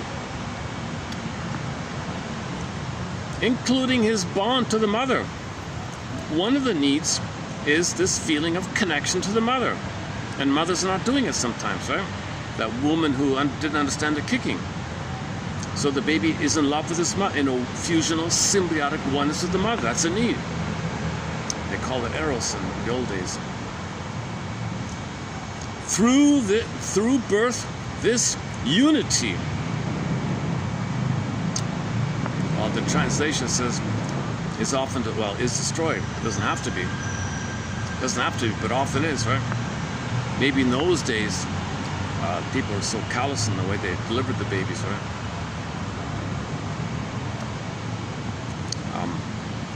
So when, yeah, I guess so. So let's keep the context in mind here. This is written in the 20s. Through birth, this unity is destroyed. Separation from the mother occurs. Okay, right off the bat, whenever they say the unity is broken, okay, they fell from the Eden. The baby was shining and glowing and radiant in unity with the universe, unity with the mother, womb utopia, bright shining star like that, crashed at birth, fallen angel idea. Okay, so in his anger, that's a cry to the mother, attacks himself. That's all it means. The image, the devil image in the mind, it's just a symbol of the baby's oral rage at his needs not being met. So when the baby cries for love, it turns to anger. Mother blocks it, the anger goes to himself. The image of his own anger is the guy with the horns, or Lucifer, all these triggering names. It's just a symbol to represent the baby's oral rage, greed, rage, desperation. It just creates a monster. Monsters of the id monsters. So these monsters are just like a Picasso, like a painting to represent the baby's rage as a cry to the mother, blocked, but the cry became destructive, cannibalistic, oralistic, enraging, gobbling, blocked, attack on himself. So inside the mind is an image of something in the fairy tale, the myth, something gobbling you, like that, attacking you like that. It's not, it just means the baby's in the phase of oral incorporation, but he's enraged at the same time, so it looks like a cannibalistic thing. So the image is a cannibalistic thing. Take your pick. Medusa, Medea, wicked queens, wicked witches, all these monsters like that. So monsters of the id monster. Okay, for more on this point, check a good follow with yesterday's video. If you get one thing out of this, the interruptions in this video today really threw me off a fair bit. I lost my coherence and kind of momentum and thread I was gonna maybe I had hoped to have here. If you get one thing from this video, check out yesterday's one, the one before. That's one of the better videos. Overall, a lot of good videos have been done. Even the 2 videos in the dark room, I thought were okay actually. This one's I feel too a little annoyed by the interruptions like this, especially at the beginning. I never really got back my pleasant mood and flow of momentum from those interruptions. Like, what the hell? I sat down and I was just like people checking out, who is this just checking it out? How did they even know I'm here? Like, where do they come from?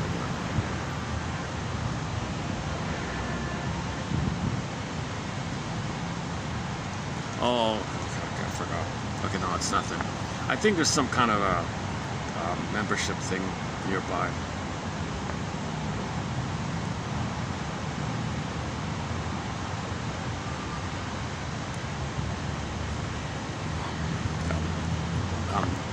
This is not available at night because I'm beside a nightclub thing. It's not open in the afternoon. So luckily no one's here. This is a unique little I just recently found this. I can't believe it. I could have come here. If this does work out to be a regular, then I really missed something for quite a while, because this is a great spot. I really, although there isn't much, I'll take it. Blue sky, fluffy clouds. Okay, back to our hero here. Our hero, birth of the hero.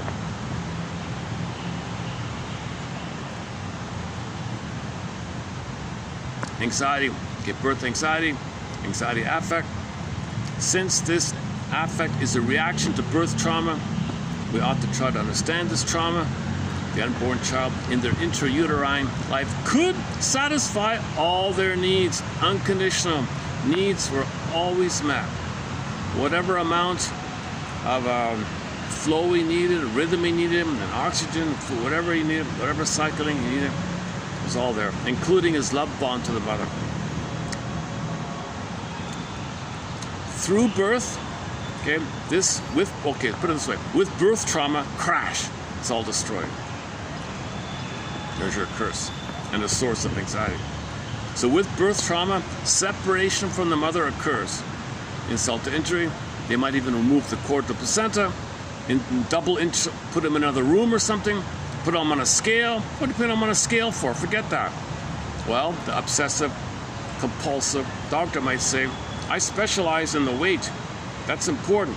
What about the spirit of the baby's soul? I don't care. Don't talk about that. I want to be important, get a perfect count on the weight of the baby. What for? Don't argue with me. It's the rule here. So you might have an obsessive guy, oblivious to the soul of the baby. All he wants is the importance of recording the scale. See, that's the problem with obsessives. They can't see the big picture. Hang on. Oh my, you're kidding. Oh, my battery's on. Oh my goodness. Oh, today, what a difference. Yesterday I had over 2 hours. But luckily I can plug in the fan battery. So just double check. So I have this backup. It's funny, this backup battery does nothing for the fan, I realize, but well, it works for the phone, it seems. Let's see. I can't even see it. So, can you see it? Oh my God, I can't even see it. Okay, I see. It's funny. The whole time I have this battery in there, it doesn't do anything. Even without it, it would just do its normal thing. So for some reason, this fan is not taking this battery, but this battery will work for the iPhone. I'm finally figuring it out here. Okay. So all these betrayals at birth, separation from loss of the mother. Okay. So that's the knowledge of good and bad in the fairy tale. Fairy tales, the good mother died at birth. In fairy tales, there's no mother. That's why there's a fairy tale. Wicked Queen, proof is there. The memory of mother being good, the fairy good mother, it's a distant thing. In the womb time, the memory of the blissful mother, the womb, okay, this vague kind of feeling of the mother, fairy godmother idea, that's the good mother. Poof, at birth, the baby cannot recognize his actual mother as being the same woman that made him feel safe when he was inside.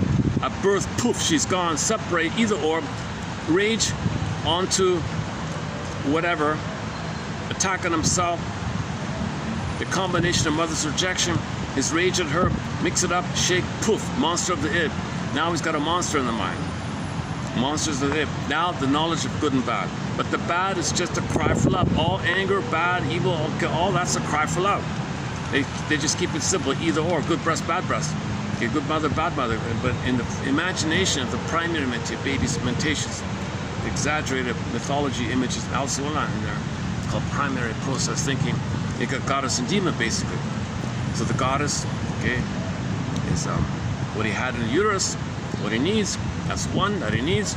Reality, in his memory system, he creates a monster. Now, the template is, there's two mothers, good mother, bad mother, basically. But that's how we cope, because he can't handle the ambivalence. He can't handle the confusion of the same woman is loving him when he was inside, and then rejected him, expelled him, and separated from him, and put him away, and removed the cord, and procedures, and birth trauma. Oh my God, there's a monster in his mind. Now he's got either or. Okay, so this is the idea of, in the religious story, you got knowledge, okay, when he bit the apple. So the apple means mother. The nipple is mother. Okay? And the first mother for the baby is the nipple, then the breast mother, then the mother. But it starts off like that. So the idea of the baby biting, it means he's angry at the mother. When he's angry at the mother, bite the apple, he's angry. That means there's good mother, bad mother. So in the mind, either or. Now he's got oppositional thinking, adversarial thinking, good or bad. But the bad, again, it's just his own cry for love. Mother rejected him. And the tie to the mother, the hope for the mother, is this thing in his either or. So he might maintain either or to maintain the tie, to maintain the hope that one day, if he's a good boy or he gets it from the outer environment in a hysteric manner or obsessive manner, he'll get mother's love in the pot. So he'll be dysfunctional to maintain the tie.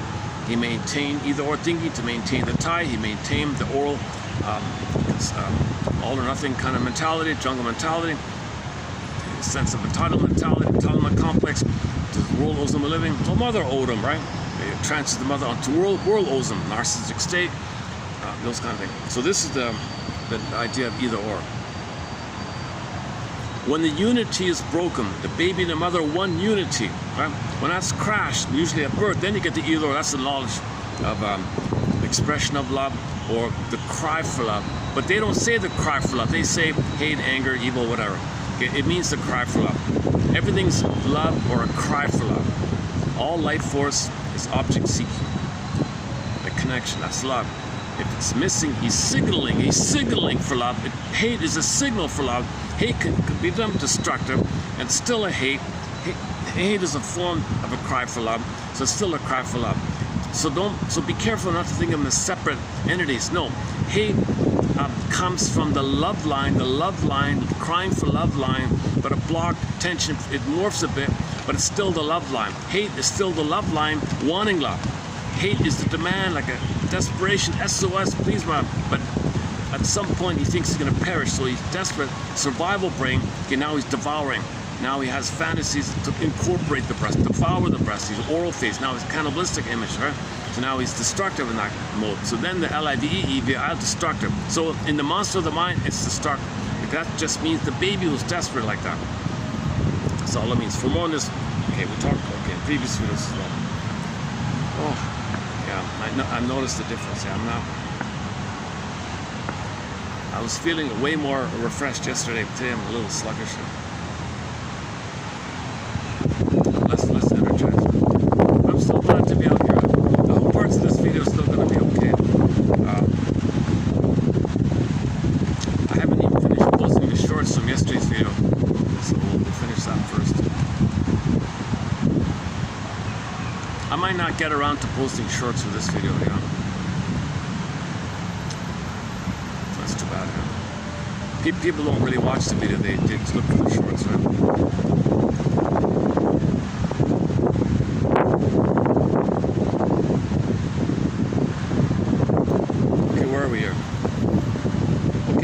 Is destroyed.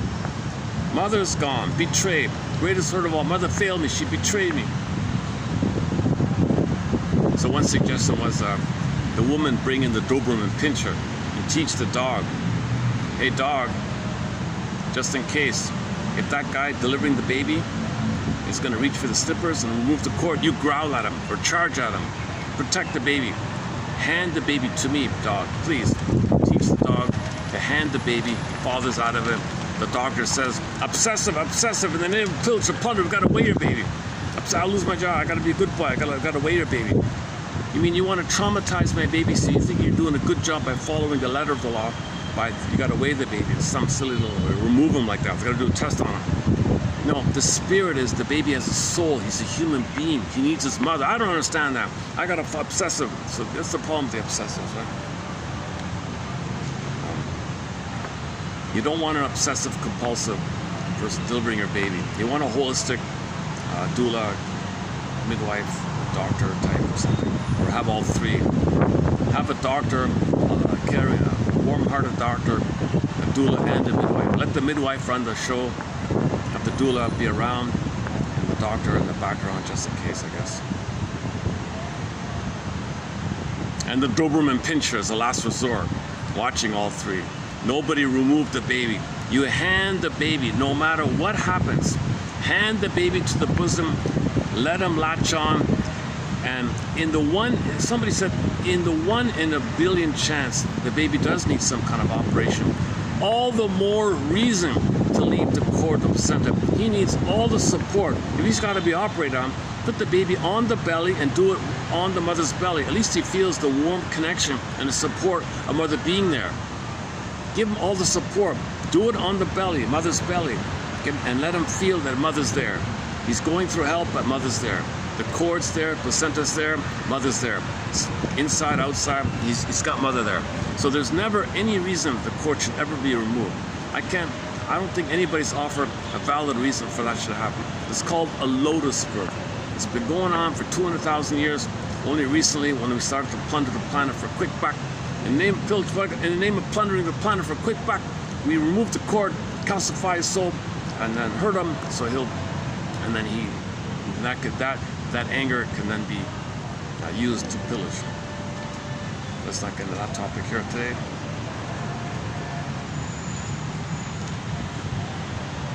The infant's needs can no longer be satisfied automatically and narcissistically through the mother as before. Now, okay, the breast is required, the mother. Now an object is required for this purpose. Since such an object is not present immediately after birth, yeah, look at that. So immediately after birth, okay, they remove the baby. The mother's not there. Baby needs the mother. Mother's not there. And since the change to the new way of mastering stimuli cannot occur so quickly, okay, for example, one mother didn't have milk yet, so like a delay or something, other delays, whatever, separation, of course. Attention created by increased need arises. Attention. So there's your stress, tension, distress, tension, fear, stress is increased. Attention created by increased need unmet, more cry and scream and tension arises, which cannot be removed through immediate satisfaction. So the tension increases. We have designated as anger an excessive increase of stimulus.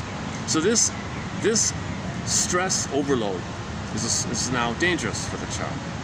It's one thing enough to be traumatized. Now he's flooded with cortisol. That's hurting him as well.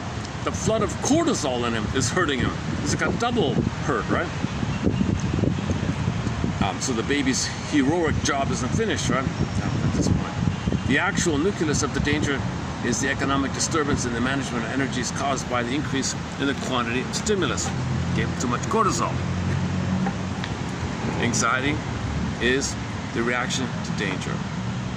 The newborn thus reacts with anxiety not only to the external trauma, but also to the increase, to the tension created by the ungratified need.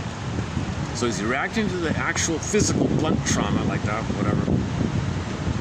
And we're not even talking about relational trauma, interpersonal trauma, you know, those kind of other trauma. We're talking about like a shock trauma. Baby has like a shock trauma at birth, right? That's like the tension there, plus the body's response can be hurting him because mother doesn't answer it. He's trying to run. He's in a panic. Some people die of panic. Except some people get so scared. There's a book called Scared Sick. How did it go again? He got, his fear made him sick. Like anxiety can make you physically sick, right? So the baby's dealing with that. The anxiety at birth is twofold.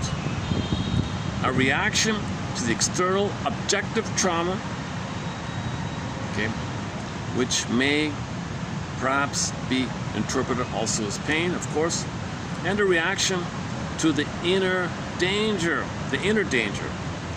his inner response. The former might be termed objective anxiety. The latter might be considered as a prototype of neurotic anxiety, because neurotic anxiety depends upon inner conditions. At birth, an external factor coincides with an internal one. At birth, an external factor coincides with an internal one. Just as in later life, neurotic anxiety can be permanently maintained only if an internal condition for anxiety combines with an external one. A situation in which the conditions for anxiety supplement each other is typified by birth. In summary, we may say that the traumatic situation at birth is a biological one based on the helplessness of the infant in the face of the external and internal stimuli. External and internal stimuli. Okay, the trauma causes, there's stimuli caused by the outer event of the callous doctor, let's say, and now he's got stimuli by his own brain flushing him with all this stress. Now he's got two stresses. outer caused and inwardly caused, and they intermix, right? Therein is the crux, the intermixing of this. Birth anxiety is the automatic anxiety arising from the economic disturbance in the mastery of the stimuli. It is a necessity in the course of development, appearing at the boundary between two important periods of life, characterized by entirely different conditions, and will repeat itself. Here's the triggering idea. This thing that we are talking about will be re-triggered later on when there are transitions. When there are transitions, for example, latency period, okay, puberty, adolescence, leaving the home. When there are transitions, this can be triggered, right? Each higher phase of development is most likely traumatic for the preceding one. Okay, so when you're developing somehow, leaving school or whatever, it's triggering the earlier stuff. And they kind of intermingle somehow. Okay, hang on. Although it seems doubtful to us that, as Otto Rank believes, birth anxiety has psychic content, it is certain that it is later on transformed into psychic anxiety. So this physical anxiety enters into the psychological world. The psychic contents make use of the original somatic mechanisms of anxiety as means of expression, just as psychic contexts generally tend to make use of somatic displays previously established. Okay, so just as somebody has some emotional, it might affect the body, now the body might affect your emotion, this idea. This supplying of an old automatic mechanism with new contents is the more easily. I'm just thinking as I'm saying that, I'm just thinking this is kind of, this idea of anxiety is really old. This is kind of really common sense now, right? This whole thing. So yeah, I won't bother with shorts on this point. He got me with this idea that in trauma you want to quote unquote master. So you actively recreate what you were possibly to, but this activity of trying to master birth trauma by actively creating stress for yourself in anticipation of the triggering of the birth trauma, because you're trying to master the trauma, you're hurting yourself trying to master the trauma. So you had a trauma, and the act of trying to master it by creating the whole thing, creating the this whole kind of thing, because you're trying to, that's the looping, that's why Paul Libby-Russell, a key author here in our collection, says you can have 20 lifetimes being anxious. It's not going to cure what happened back in the birth time. Right?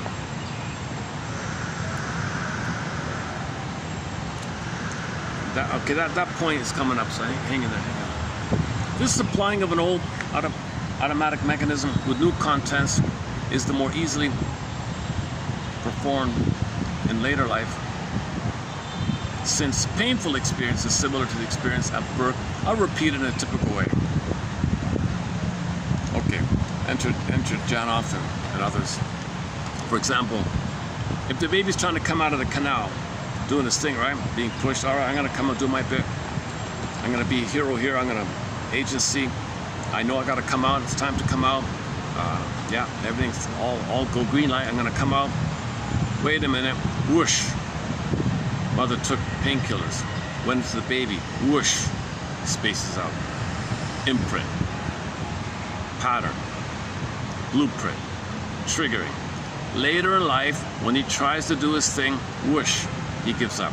His brain triggers numbing feelings. He spaces out. I don't know the answer. I don't know what it is. So when you try something, whoosh, he gives up. Later in life, he starts something, whoosh, I give up. Whoosh, I give up. So you might have a pattern where every time he tries something, he's triggered of the old experience.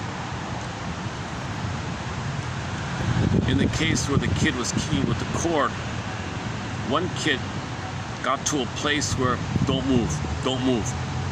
If I move, I'll be a goner. So he had the cord around him, and you decided to be stiff, like a mobile, don't move or something. Later in life, when he feels stressed, don't move. Any stress, don't move. He was always reliving the thing. And there are other examples of that type.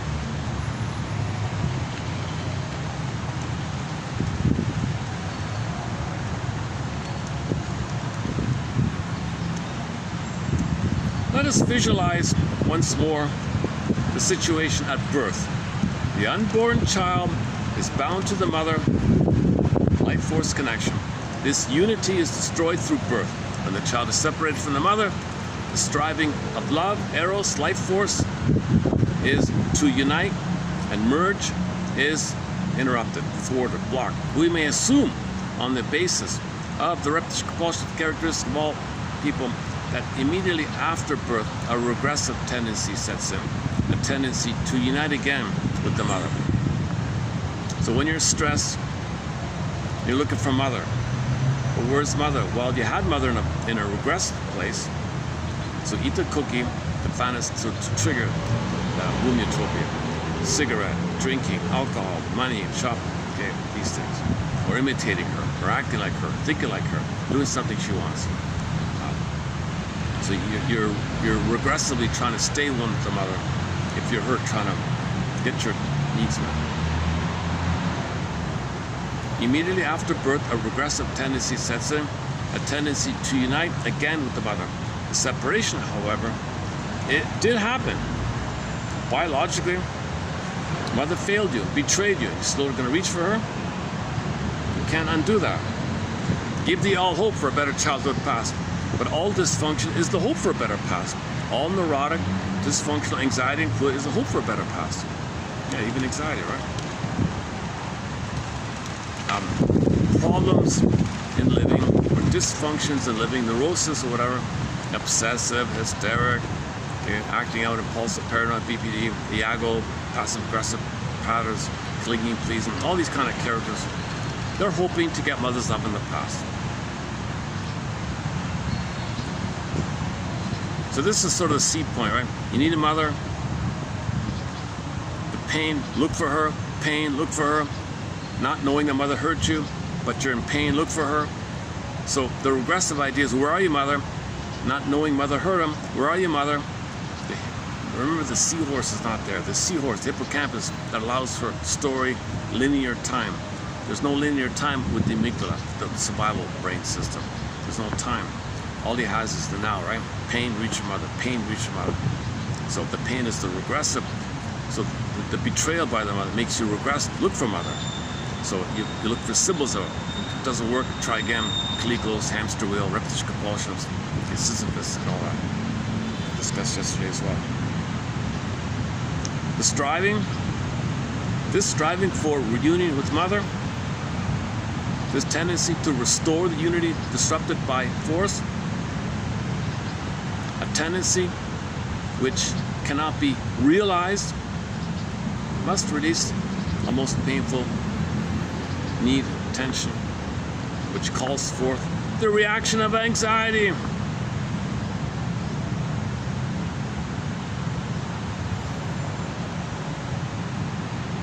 Because you're reliving the panic. Mother, where are you?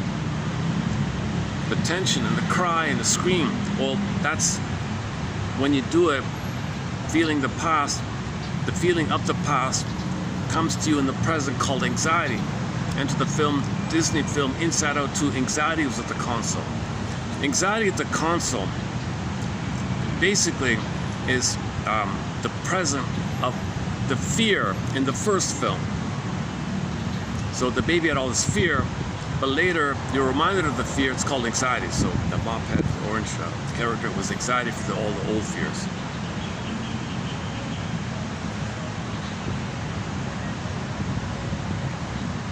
Okay, that's part one. Let's see. Oh my goodness, the battery's not doing anything here. Well, you know what's gonna happen? It's just gonna stay still, like it doesn't do anything. But that's okay, even if it just stays still. See, it's still at 20%. It was at 20%, still at 20%.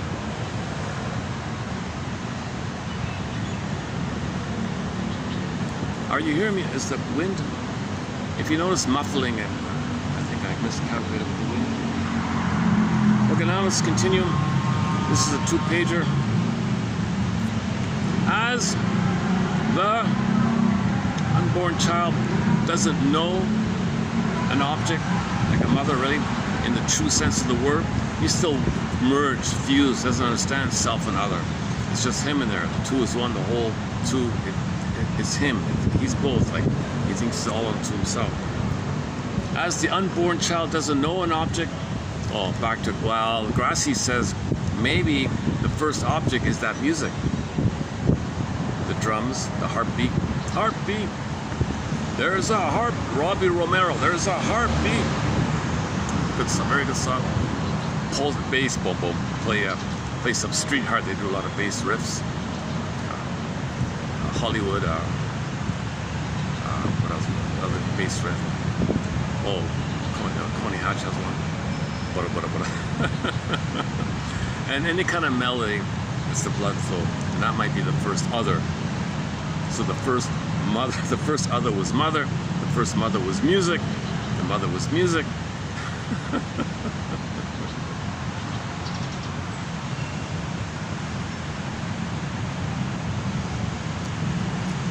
So the magic power of music is really just, being reminded of the safety, and you get the chemistry. Not magic power, it's called triggering. Or okay, if you read the lyrics, it's sometimes poetic, you can relate to it, validates. So that's poetic, that's no magic like that. Or the magic of having something recognizing, validation. You're not alone. Recognition, you realize you're not alone. Others have this concern as well, so you're not alone. So you put all these kind of things together, he calls it the magic power of music. The lyrics, the remembrance, the community effect.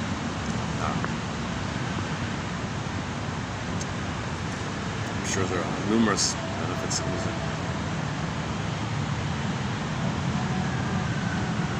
Well, you feel better in a variety of ways. All right. As the newborn child doesn't know an object in the true sense of the word, it is not possible that at the separation from the mother in birth, the loss of the object is perceived as such. The baby loses the mother, but he doesn't understand it. It happened, it's implicitly known, procedurally known, the body knows, the system knows, the stress knows, the physiology knows. Every body tells a story, the unconscious knows, the shadow self knows, secret self, hidden self, repressed self. It's there, the recording is there. Neural circuits are laid down with the loss of the mother. The newborn infant can merely feel the disturbance in the economy of his life force. So the newborn feels the disturbance, but doesn't understand the loss of mother. Here, anxiety is a reaction solely to that disturbance. Anxiety is the disturbance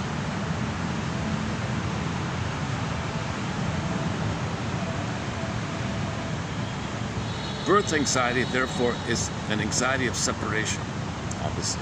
It is biological, but it becomes a prototype of psychic anxiety. The psychic anxiety, you see, that's what we're trying to face. You don't either, right? But you're trying to master the trauma of the biological anxiety. So your psychic anxiety is an attempt to master a certain readiness for anxiety. Here we go. A certain readiness for anxiety in the infant cannot be overlooked. A readiness which increases during early childhood. Although the manifestations of infantile anxiety are numerous and varied, still we find some forms of infantile anxiety. Infantile anxiety. Fear of the dark and of strangers are the most typical infantile anxieties. Okay, so he links these kind of things to the separation of mother. Fear of the dark, of being alone, the stranger, and so on. Can be traced back to a single factor, i.e. to missing the longed-for person. And you're still connected to this missing person. So that's his take on stranger anxiety, right? I guess. The first, the primal anxiety arose. The primal anxiety. The primal, what? Oh, or something. Typo here. Primal anxiety arose with separation from the mother. Now, anxiety arises with missing a beloved person, thus also with the separation. Now, however, a psychic rather than a physical one. Okay, so somebody in the present is all psychological. There's no birth physical separation from your mother. But they get mixed up, is that what he means?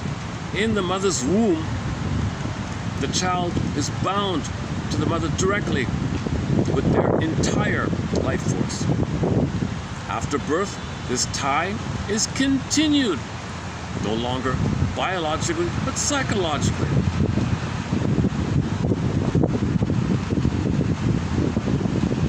The child after birth continues, one might say, his intrauterine relationship to the mother, but in a different way. That's the extended social interpersonal womb. This tie, however, is often broken with the real satisfaction. This tie is often broken when a real satisfaction does not occur, as for instance, when the mother's breast is not given to the child. At this stage of development, the child is still capable of gratifying his needs through hallucinations. So if you have the experience of being nursed and the mother's on the phone, you might just hallucinate it, right? The sense organs are stimulated from within. In our example, for instance, the child, quote unquote, sees the absent mother and, quote unquote, sucks the hallucinated breast. So he's like the desert guy, right? The oasis, starving for water, hallucinates water, imagines he's drinking, and it might actually work briefly, right? But the need for thirst or food, and this back to the quote, but the need for thirst, so the guy in the desert, the need for food, the baby story here, but the need for food cannot be gratified through hallucination for any length of time if the child continues to miss his mother. An absence of perceptions results, which causes an inner tension. So if you can no longer hallucinate your mother, then you're getting more stressed, as in the case of an object loss. The mother consists indeed of individual perceptions. Since the tension caused by the frustrated need can likewise not be removed through hallucination, it seems that the loss of perception is analogous to the loss of object at the separation from the mother. Okay, so if you can't have the illusion that your mother's there, if you can't, the guy in the desert can't, if you can no longer have the illusion of water being there, he's going to feel as if there's really no water. Okay, that's obvious. The temporary separation from the mother, however, does not always cause an increase of tension, which results in a traumatic situation.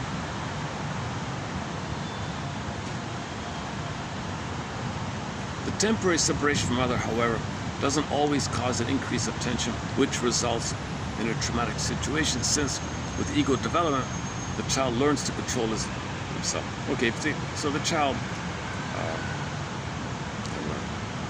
although missing the mother does not always mean a traumatic situation, still the child frequently becomes anxious, apparently reminded of the first separation, and through the associative connection repeats the first anxiety.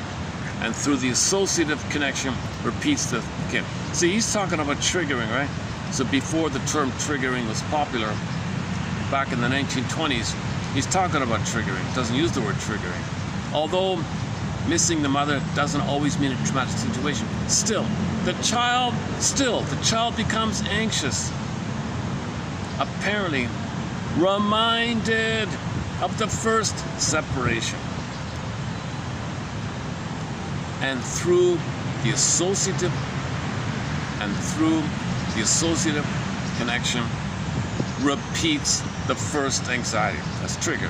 Anxiety is a reaction no longer to a trauma, but to the danger as an attenuated trauma of object loss.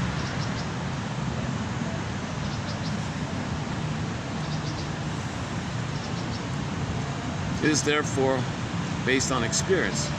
It is a signal of an imminent danger of object loss.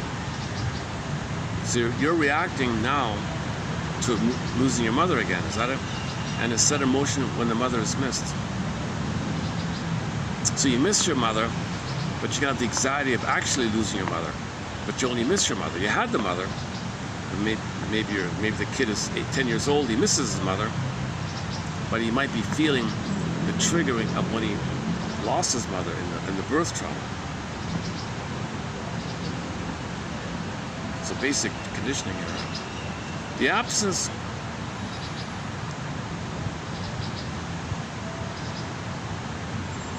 the missing of the mother and the anxiety which accompanies the absence of perception, hence would be the first transition from biologic automatic anxiety to psychic anxiety, introduced by your own mind. Your own mind, right? Your own mind is doing this. Because like you said, you want to master it. So your mind is trying to master it. So the baby's traumatized. Hey, mind said, I gotta master this.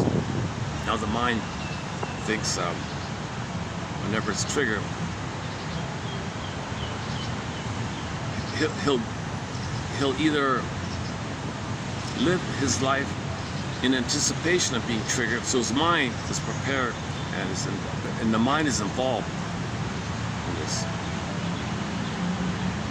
That's the theory of repetition compulsion. You try to master it, so you recreate, try to master it. Recreate, try to master it. It doesn't work.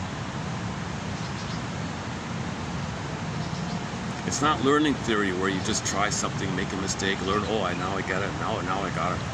It's not. Repetition compulsion is not regular, ordinary learning theory. There's a difference.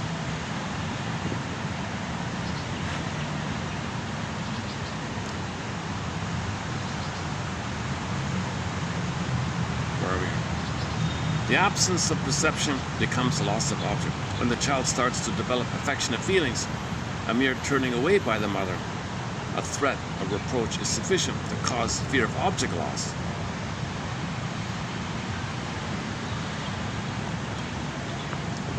A reproach is sufficient to cause fear of object loss, which soon changes into the fear of loss of love, obviously. All right. The automatic anxiety, biologic in origin, is converted in the course of development, going through the loss of perception, of object and of love, into a psychological anxiety, arranged and, as it were, desired by the ego. So the ego desires this anxiety because it's trying to master the past. It is then no longer a simple reaction to a direct danger. It is merely a warning signal which leads the ego to undertake measures of security. The noteworthy fact is that the danger is anticipated. So now your mind anticipates the danger, whereas originally the baby had no mind to anticipate it. Now I'm anticipating. Now I'm anticipating. See, the baby was blindsided, right? He had no mind to be prepared. Now I'm prepared. Now I'm ready. Now I got a mind to think and see and perceive danger. I'm ready. This, and that's stressful. Got two anxieties.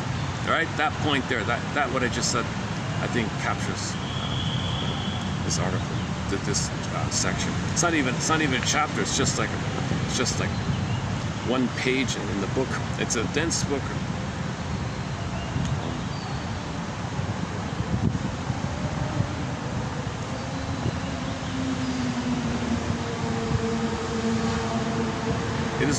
It is then no longer a simple reaction to a direct danger.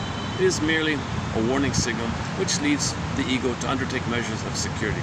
The noteworthy fact is that the danger is anticipated, for the anxiety apparatus is set in action by the mere idea of a danger, that a danger might approach. Okay, same thing. With automatic anxiety, the ego experiences anxiety passively. While with automatic anxiety, the ego experiences the anxiety passively. Okay, I'm gonna have to dig up the book. So I didn't continue here. But this blank part here, this dot here, I should have kept it in. While with automatic anxiety, the experiences anxiety passively. You see, that's where the ego comes in. and is now going to prepare because of the active idea, because if you're going to be active in this birth trauma somehow, participate actively. So you want to participate in some kind of active way where you have some kind of, where you can do something, prepare yourself. So your mind is creating this. I'm gonna be active like this. Anxiety represents also an attempt at defense against danger. Though this attempt fails in the neurosis, since anxiety has a task of announcing danger and averting it, there is no doubt that it is one of the most primitive institutions of the ego in the adaptation to reality. At the beginning, it arises automatically, and its function is the freeing of the individual from excessive quantities of energy. Soon, however, anxiety is displaced from its source in the situation of helplessness to the expectation. Then follows a shift from the dangerous situation to conditions engendering loss. For example, a breakup or relationship. The individual. So when you break up in a relation in the present, it's like your mind regards it as, I'm going to prepare and be ready for the birth trauma. Now I'm going to master the birth trauma. So your mind is now in the past dealing with the birth trauma triggered by the separation of the current breakup. The individual is warned of the real consequences of anxiety. Makes no difference whether real in psychic sense or an objective world. So they're both going on. Oh, okay. Man, oh man, I hope someone can, I hope someone else can translate this guy. I think he must have been a smart guy. I got a feeling it's kind of like a frenzy, like one of these really good ones.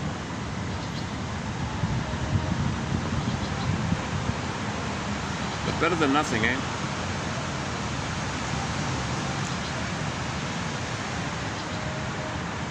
Maybe I can, let me just take a break here also.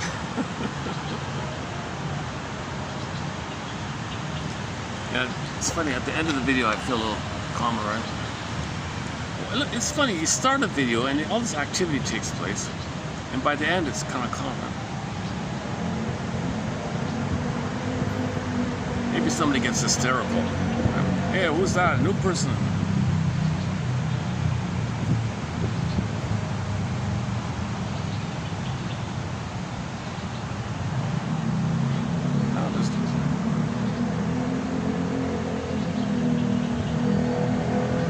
There's so much noise, they're not going to hear me up there, way up there. They're not going to hear me. Alright. I'm only here for 2 hours anyways.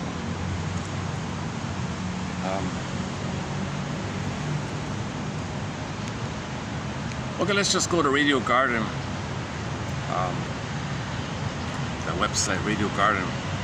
Scroll through the various radio stations around the world. See if we can find something new. I really enjoyed discovering Nyanka Bell, Miss Bell from the Ivory Coast. We have 3 of her songs now. Our most recently added musical voice to our soundtrack here is Nyanka Bell from the Ivory Coast. Great singer. You got a second. On radio. Let's do it like this.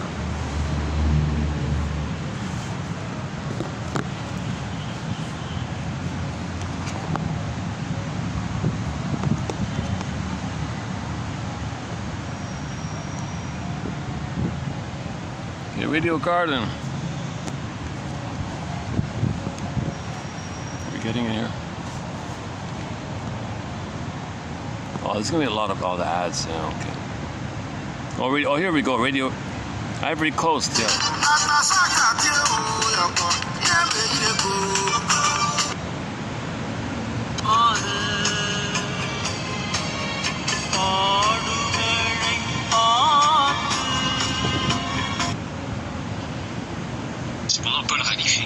Selon diverses sources à Beyrouth, le chef de Ghana.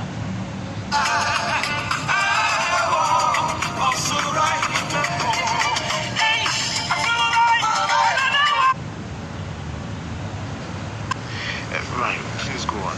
You see, like I was saying, since when? Ok. Mami, no assez. Ouais, mami, no assez. Togo. Ils vont. Togo, look at that, 21. On va essayer de venir. They've got 21 stations here. Pour les enfants. Ok. Donc on a 0 minutes. They got, look at that, you can just fast forward. Searching a better place for my life, 'cause where I'm from, no rest. All we had was nothing. Say it was zero and blessings, but I had blood in my eyes. Oula.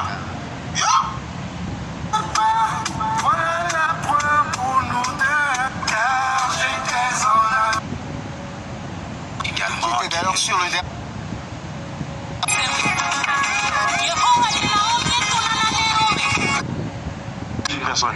Merci à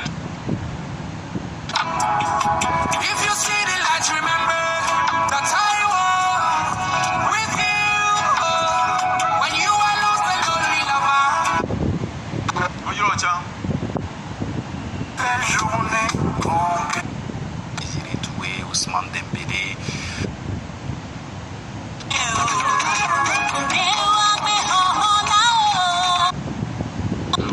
Sinon. See this life is a lonely road.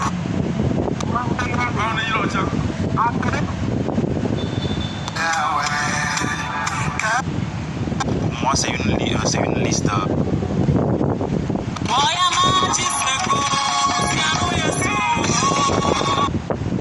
Non, s'il te plaît. Le de Vida et ce talk qui se poursuit. Nigeria.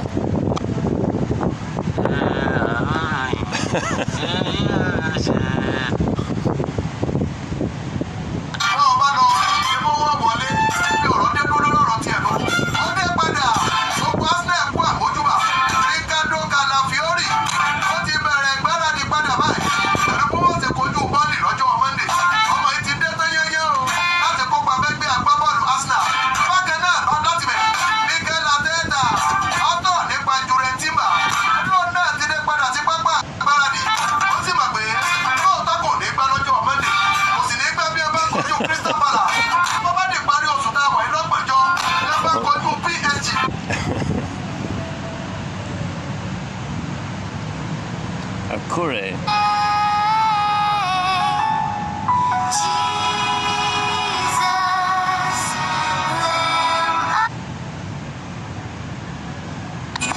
One phrase transcends forever true in every dialect. If you want your cheese,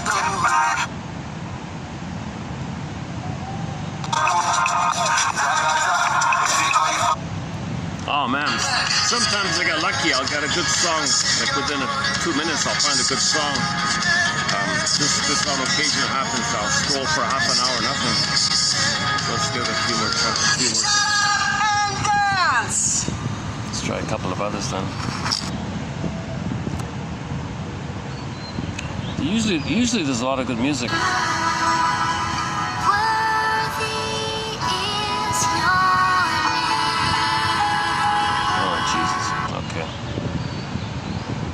True leadership is not above people.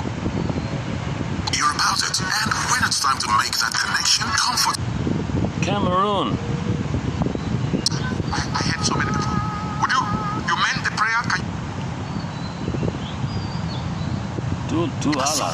Un fin divin avec le titre que ta... Oh my God, Cameroon.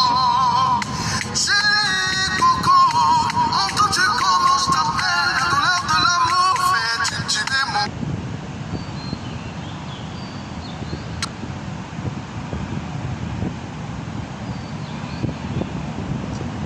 Central African Republic. Dans les matières, je vais voir avec eux pour travailler avec eux. Nas FM movie. Nas bita da biyar da digo biyar. Muryar al'umma.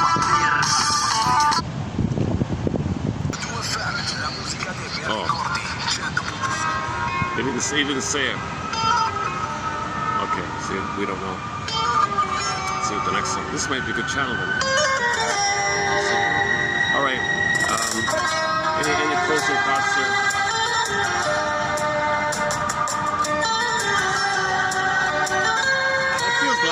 find the guy's book. It's a thick, rich book, a lot of material in there. Mr. Lundberg. Herman.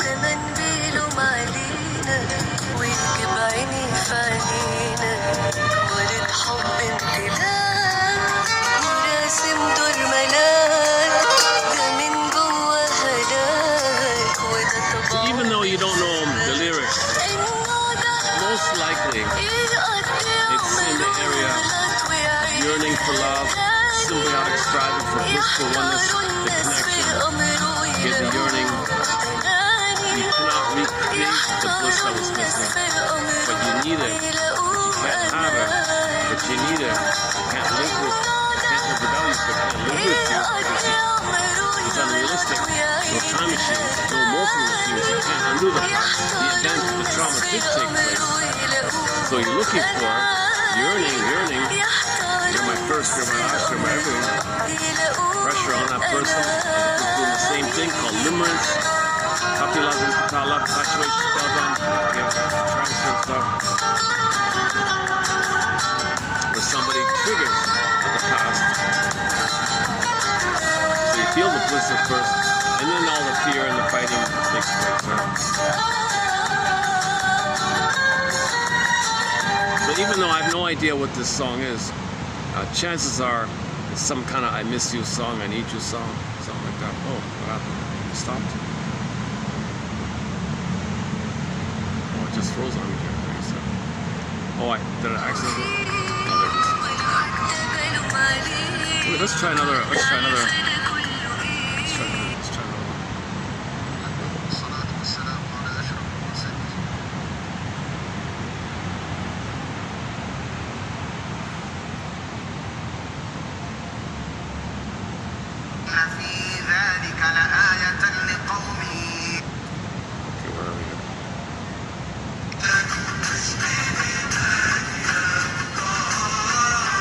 We don't have any belly dance music, eh? We need some. We gotta find some good belly dance music, eh? Is this it here? Oh, this might be belly dance music, eh? I don't know.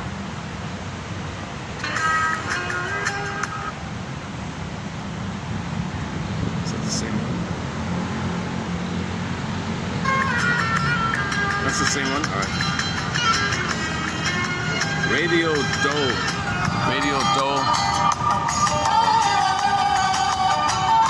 FM 100.7 Tripoli.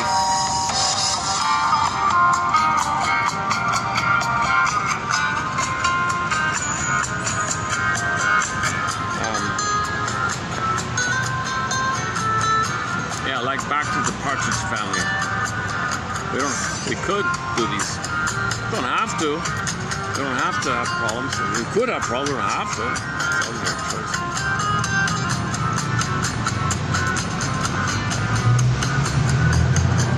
Yeah.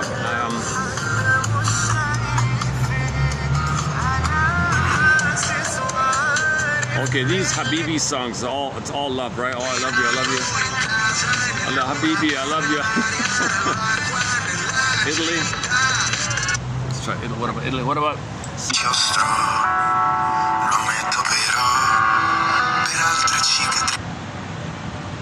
Scegli Radio Flash. Pubblicità che funziona. Costi contenuti.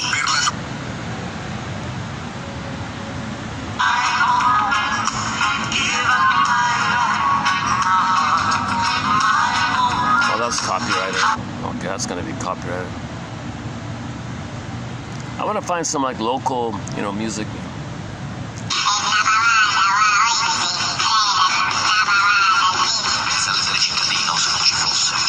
What the hell?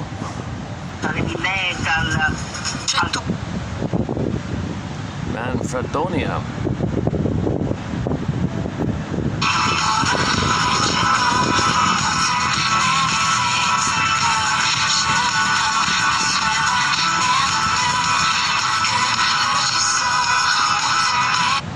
Tessa.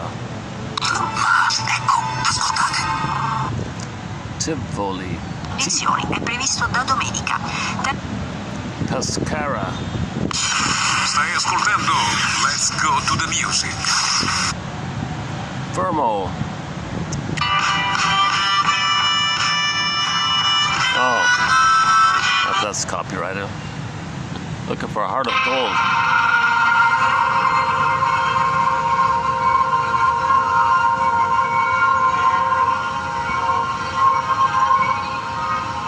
So looking for Mother, heart of gold.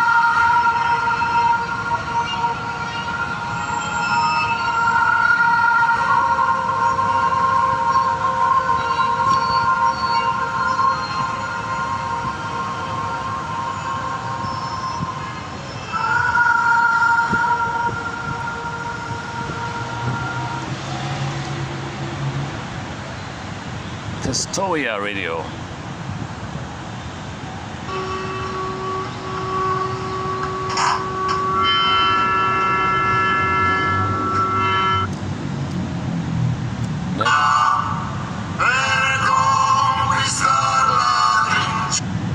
Gonzaga.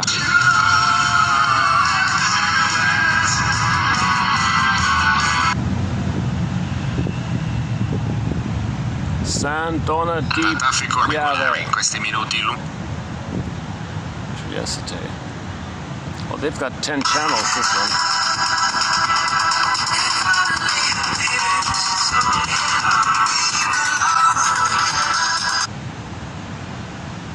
Dante.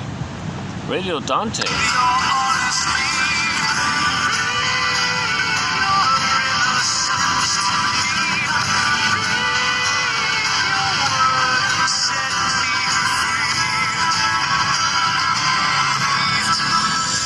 Whatever it is, let's just wrap it up here. Yeah, I struck out today. My goodness, eh? Funny, many times, the first one, a great song. I could go on like this for half an hour and still got nothing. Amazing, eh?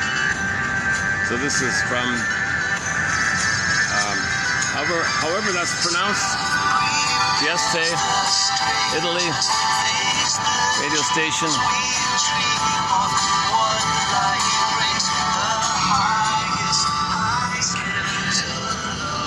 Might be copyrighted, it might not even be hearing it. Okay. One guy sent 10 puns to his friends, hoping that one of them would make them laugh. No pun intended. Again, one guy fancied himself as a wannabe comic. He collected puns, and he sent 10 puns to his friends, hoping that one pun would make them laugh. No pun intended.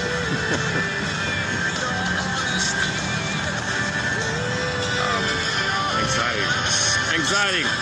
Submit. Okay, here's an alternative. Here's your mission. Submit it for your approval and consideration. Should you choose to accept it, like you say, is to see if we can watch the 2 Inside Out films.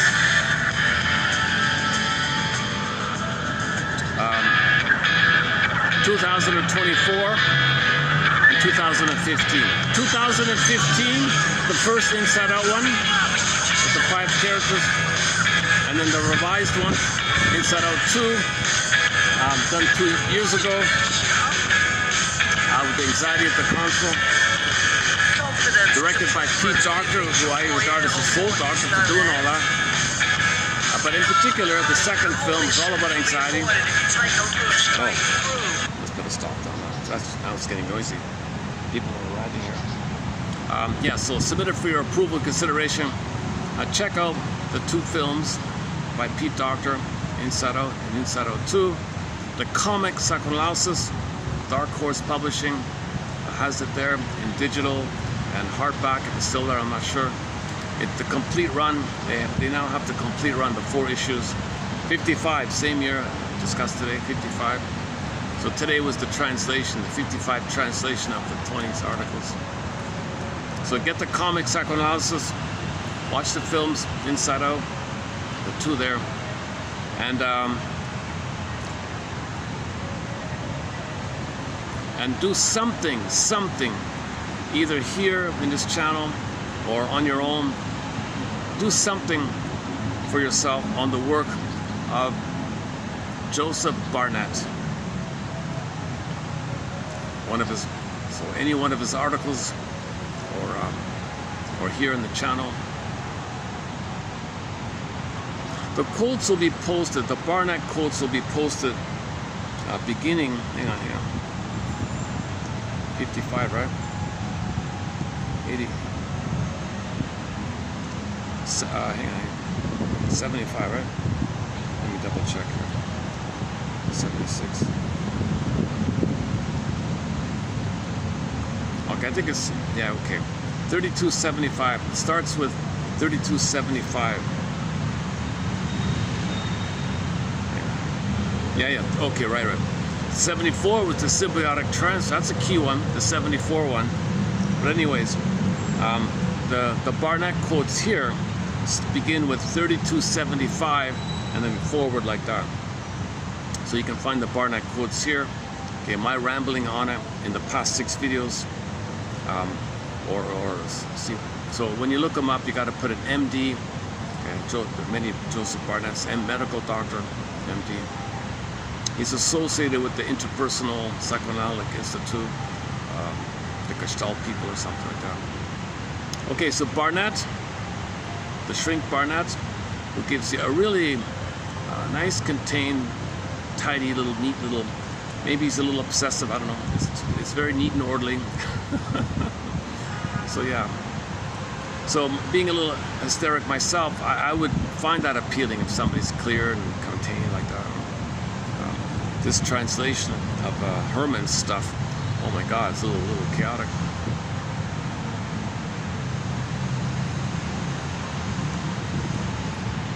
My approximation of the difference is the DJs. Hold on, let me plug this back in.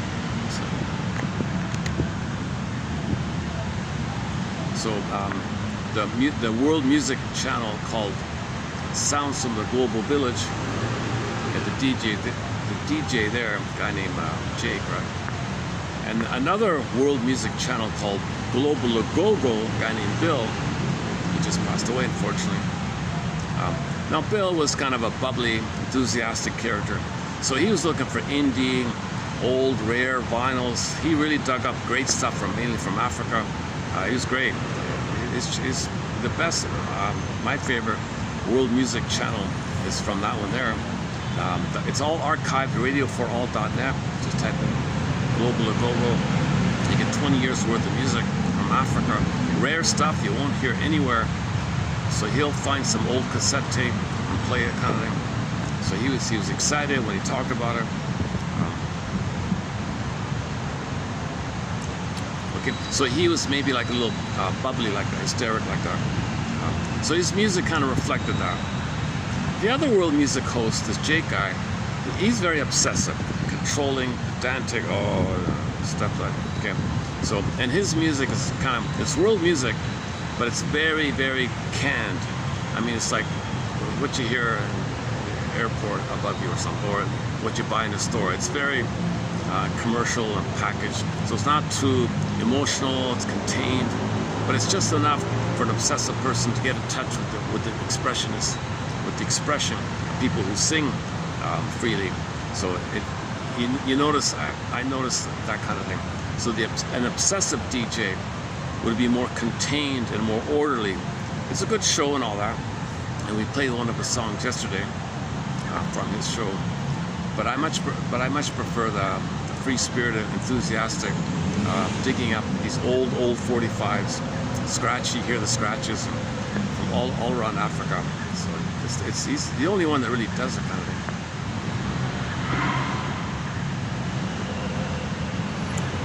So it makes you mindful about personalities. If somebody's a little bubbly, hysteric, well, they're narcissistically saying, "Look at me," and the other looking at them is the hope for symbiotic oneness. They can't do it.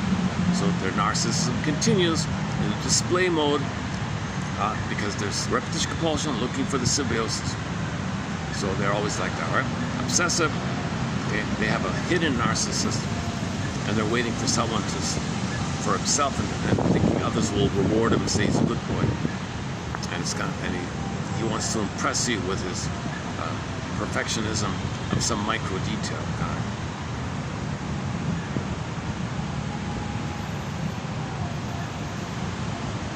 Oh, people are coming pouring in now. Yeah, okay, I guess that's, what is it, 5-10 years?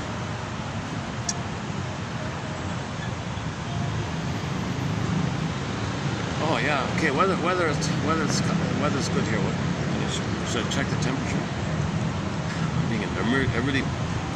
Yesterday and today, I had this lingering kind of. Maybe it's the heat as well. Let's see weather. So let's check the temperature.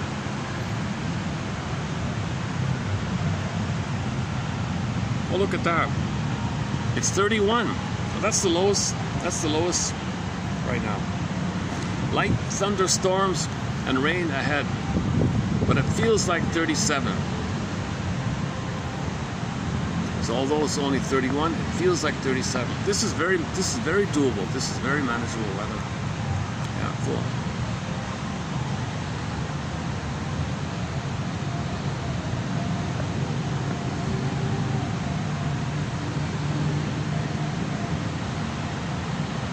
Okay, I won't come here on a weekend because definitely it will be busier.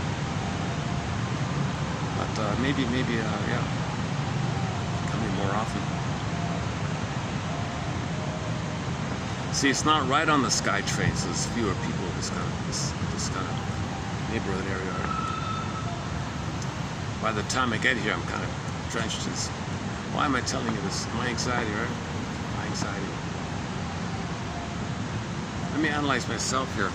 I'm still trying to be more clear about why I sometimes linger and babble on at the end of videos. Separation anxiety. I'm going to end the video, lose the connection to my fantasy audience. That's going to trigger the original birth trauma separation. So like I'm feeling a little, so I'm clinging. No, I don't want to be triggered to the past. No, stay with me, audience, stay with me. Because when I hit the stop button, I might be triggered to the past. So let me stay, right? Yeah, maybe like that. Usually I try to end the video on a fun, happy note where I feel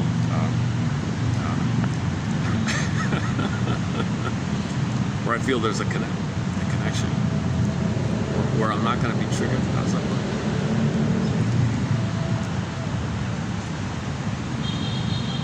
Anyways, whatever the case is, I want to end each video on some kind of fun note, a song or a joke or something like that. Usually I get lucky. There will be something funny at the end. Sometimes I struggle, like now. I'm struggling for a joke at the end here. The puns one, I've done it already a couple of times. The pigeon joke I've told a million times. Now, I don't want to do the pigeon joke. It's a great joke, the pigeon joke.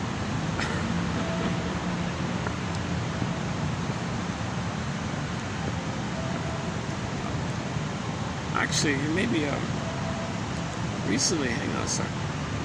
Maybe I could just quickly. I just posted yesterday 3255, right? Let me run through a couple of these one-liners here.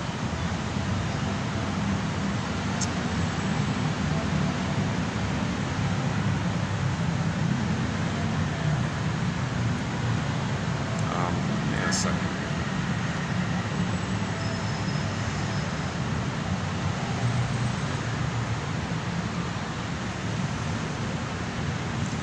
Oh, the acronym FINE. Somebody asked somebody, how you doing? I'm fine. Fine? Yes, I'm fine. I'm frustrated, insecure, neurotic, emotional. The acronym. Another one here. So the guy's giving advice and all that. This advice I'm giving him, here, take it. Take it, have it. I'm not using it.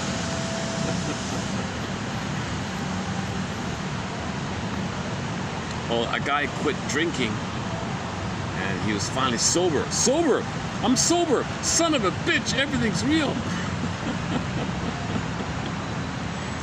Another acronym.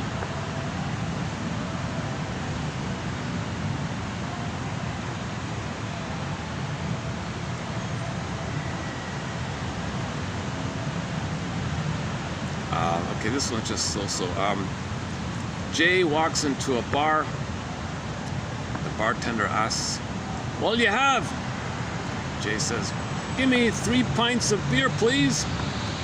So the bartender gives him 3 pints, and the man proceeds to alternatively sip one, then the other, then the third, until they're gone.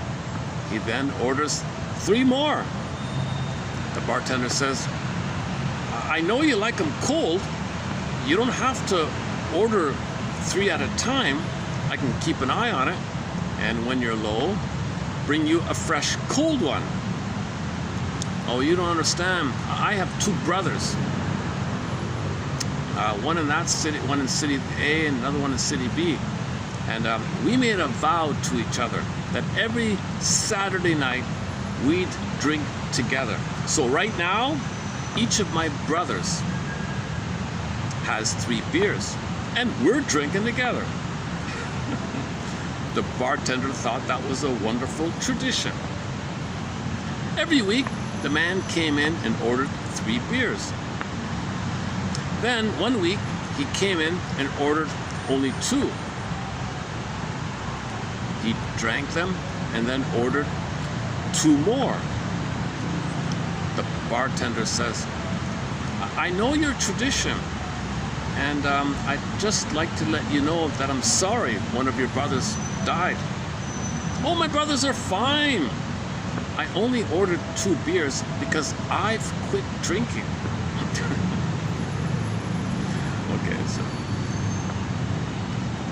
Okay, this one, I don't know if I should do this one.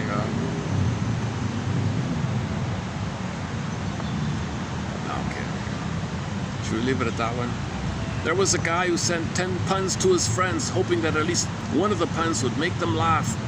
No pun intended." Oh, for Pete's sakes. One of the slogans of the AA people is nuts, N-U-T-S. Not using the steps. It's nuts. You should use the steps. Admit it, confess, you're repeating something, you're still looking for mother, admit it, and so on. We have a few AA slogans as well, in 1355. This was sort of on the lighter side.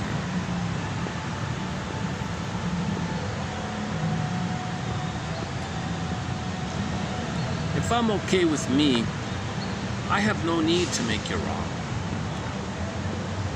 Oh, the largest room in the world is the room for improvement. Room for improvement. See, Barnett's take on the idea of the self, like having a self.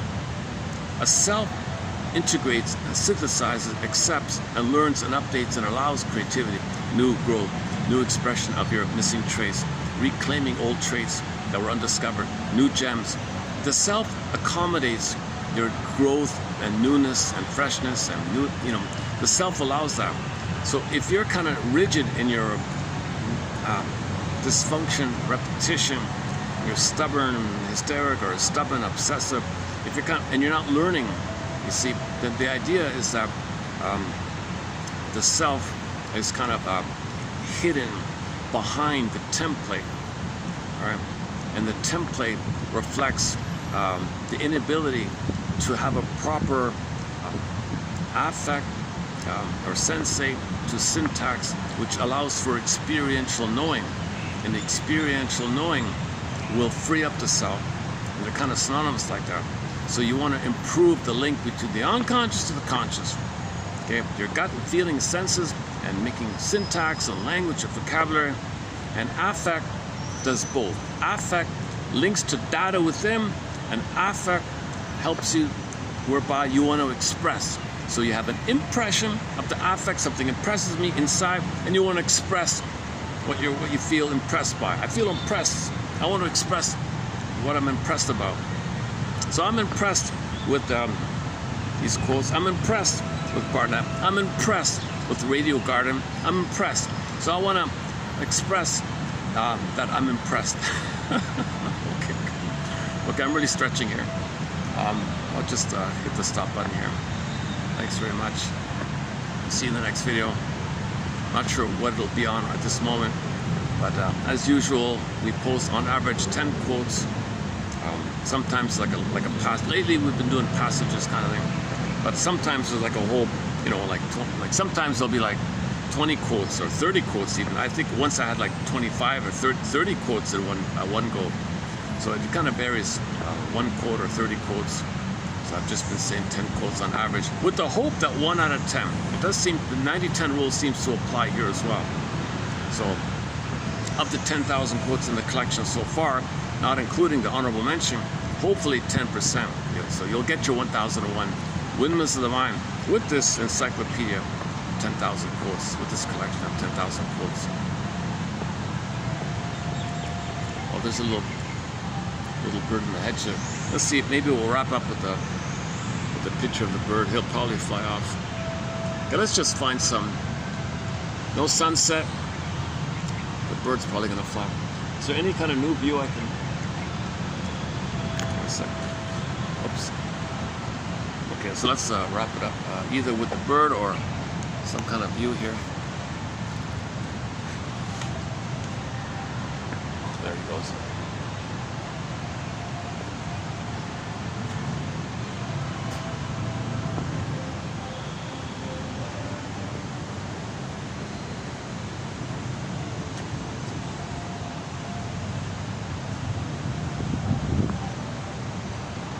Well, I've got a bird on my bag, so let's wrap